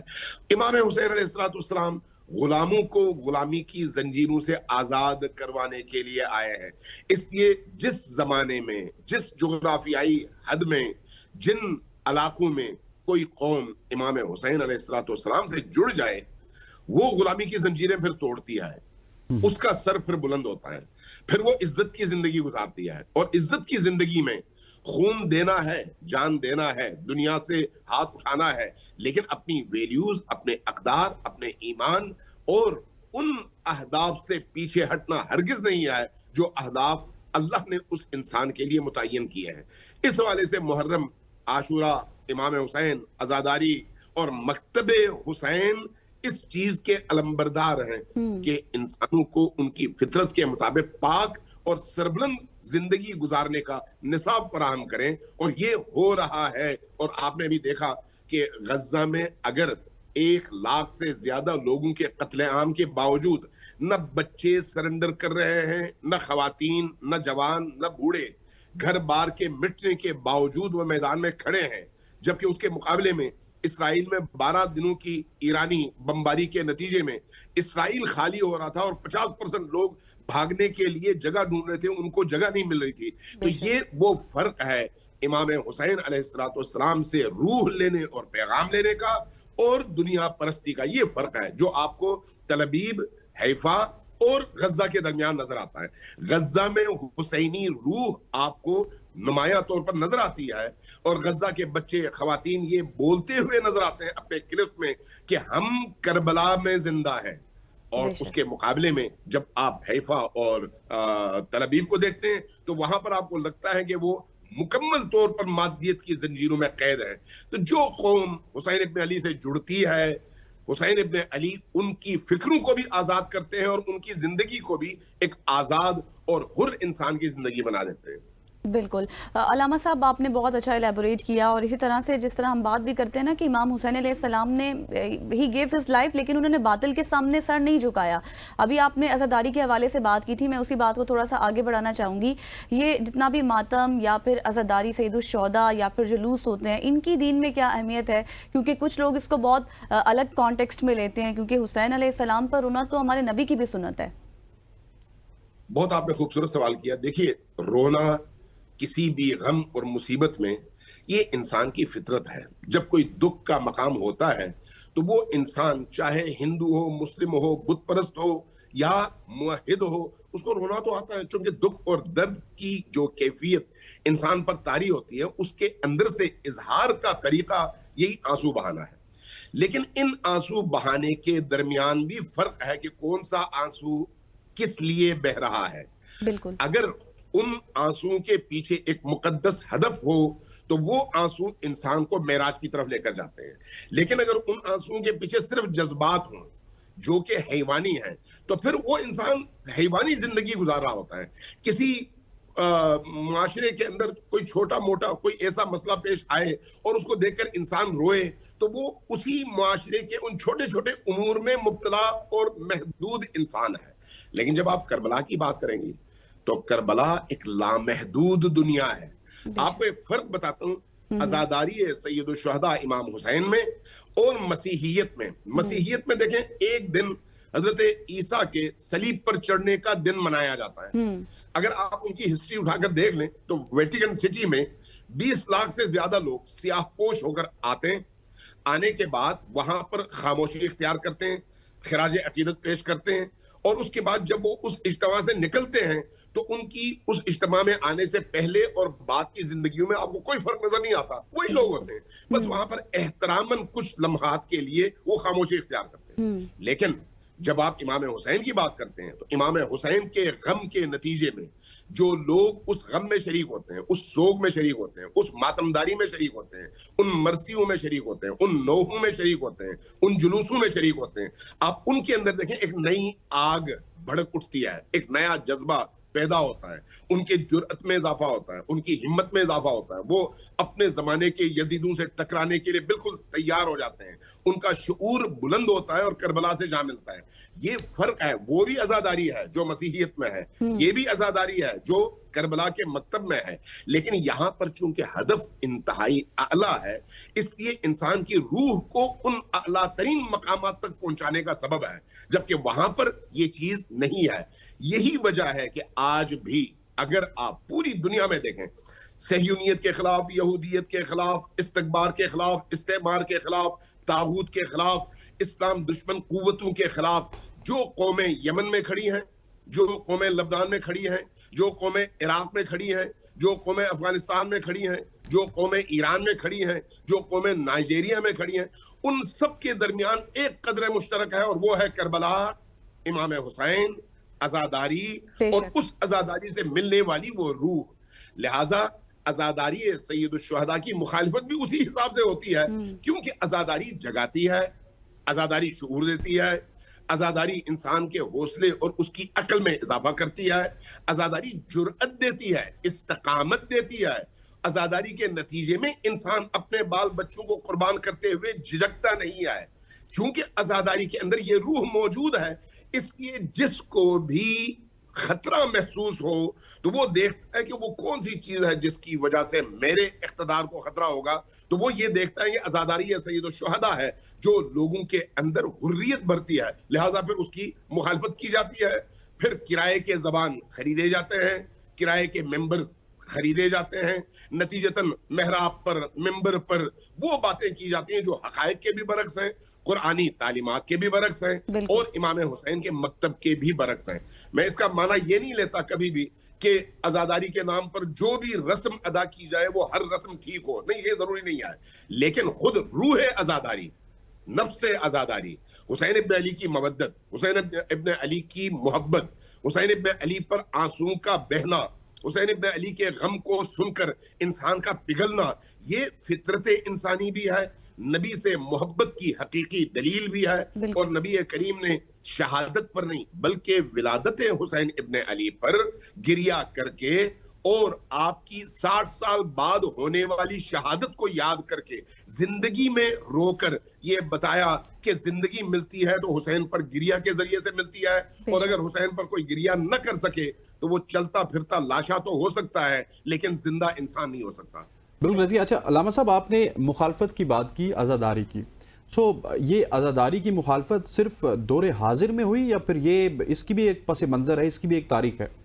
بہت خوبصورت آپ نے سوال کیا. اصل مخالفت ذکر حسین سے ہے, اصل مخالفت روح حسینیت سے ہے. آپ امویوں کے دور میں دیکھیں اور عباسیوں کے دور میں دیکھیں, آپ کو حیرت ہوگی کہ امویوں کے دور میں بھی امام حسین کا نام مٹانے کی پوری ریاستی کوشش ہوئی اور مشینری استعمال ہوئی. عباسیوں کے دور میں بھی ایسا ہی ہوا. لوگ دور دور سے کربلا جاتے امام حسین علیہ السلام کے قبر اطہر پر, وہاں سے ایک نئی روح لیتے اور واپس پلٹتے, اور یہی چیز اس زمانے کے حکمرانوں کے لیے بھی سب سے سنگین مسئلہ تھا. لہٰذا آپ تاریخ پڑھیں, آپ کو حیرت ہوگی کہ متوکل کے دور میں 1 دفعہ نہیں, 2 دفعہ نہیں, 3 دفعہ نہیں, 10 دفعہ نہیں, 18 بار قبر حسین کو ڈھایا گیا. ایک متوکل کے دور میں 18 بار.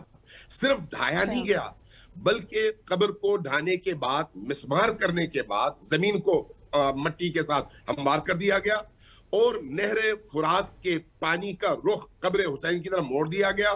چاروں طرف مٹی کی فصیلیں بنائی گئیں تاکہ اس پانی کے اندر قبر کا نشان مٹ جائے, اور 18 بار یہ ہوا. لیکن اس کے باوجود اللہ نے جب وعدہ کیا ہے کہ جو چراغ میں جلاؤں گا اس کو جو بھی بجھانے کی کوشش کرے گا وہ خود جلے گا, لیکن چراغ کبھی بھی نہیں بجھے گا. تو حسین, ان الحسین مصباح الہدی و سفینۃ النجات, یہ نبی کریم کا فرمانا ہے کہ ہدایت کے چراغ کا نام حسین ابن علی ہے. لہٰذا دشمنوں نے جتنی بھی کوششیں کی, نہ حسین کے نام کو مٹا سکے, نہ حسین کی قبر اطہر کو مٹا سکے, نہ حسین کے ذکر کو مٹا سکے, نہ حسین کی محبت اور ان کی مودت کو مٹا سکے. اور یہ کوششیں پہلے دن سے ہوتی رہی اور اب تک ہیں. آپ اگر یزید کے دربار میں دمشق میں حضرت زینب سلام اللہ علیہا کا خطبہ پڑھیں تاریخ سے نکال کر, तबरी और बाकी लोगों ने उसको नकल किया है, उन खुतबों में एक जगह जाकर बिनते अली, बिनते फातिमा, बिनते नबी क्या कहती हैं? किद कैदक वस्अ सायक, ए यजीद तुम जो कुछ कर सकते हो कर लो, लेकिन याद रखो तुम्हारी मक्कारी, तुम्हारी अय्यारी, तुम्हारा धोखा और तुम्हारा जुल्म कभी भी ये 3 काम नहीं कर सकेगा। वो क्या है? ना हमारा नाम मिटा सकते हो, ना हमारी मोहब्बतों को खत्म कर सकते हो, और न ही हम पर नाजिल होने वाली वही का तुम रास्ता रोक सकते हो। ला तुमीतु वहयना, हम पर नाजिल होने वाली वही का रास्ता तुम बंद नहीं कर सकते, उसको कत्ल नहीं कर सकते। तुम बदन के ऊपर मौजूद सर जुदा कर सकते हो, लेकिन जिस दिल में कुरान है उसको मात नहीं दे सकते। लिहाजा आप हजरत ज़ैनब सलामुल्लाह अलैहा के उन खुतबों में मौजूद उस पैगाम को आज भी अमली तौर पर दुनिया में देखते हैं कि जिक्र हुसैन जिंदा है, यजीदियत गाली है। आज भी यजीद का नाम लेकर कोई शख्स सर उठाकर बात नहीं कर सकता। क्यों? इसकी कि यजीदियत एक गाली है, गलाजत है, जबकि उसके मुकाबले में जो भी हुर्रियत का मुजाहरा करना चाहे, अपनी शराफत का मुजाहरा करना चाहे, वो मजबूर है हुसैन इब्न अली से अपने आप को जोड़ने पर, इसलिए कि शराफत, इज्जत, करामत, सरबुलंदी और इस्तकामत। अल्लामा साहब आपसे बात करके बहुत ही अच्छा लगा। उम्मीद करते हैं कि 10 मुहर्रम वाले दिन भी हमें शर्फ हासिल होगा कि हम महवे गुफ्तगू होंगे। आपके वक्त का बहुत बहुत शुक्रिया। अल्लामा अमीन शहीदी साहब हमारे साथ मौजूद थे। आज के सुबह की सोच से इतना ही। मुझे गज़ल को और हमारी पूरी प्रोडक्शन टीम को इजाज़त दीजिए। अल्लाह ने एक बार। अल्लाह हाफ़िज़।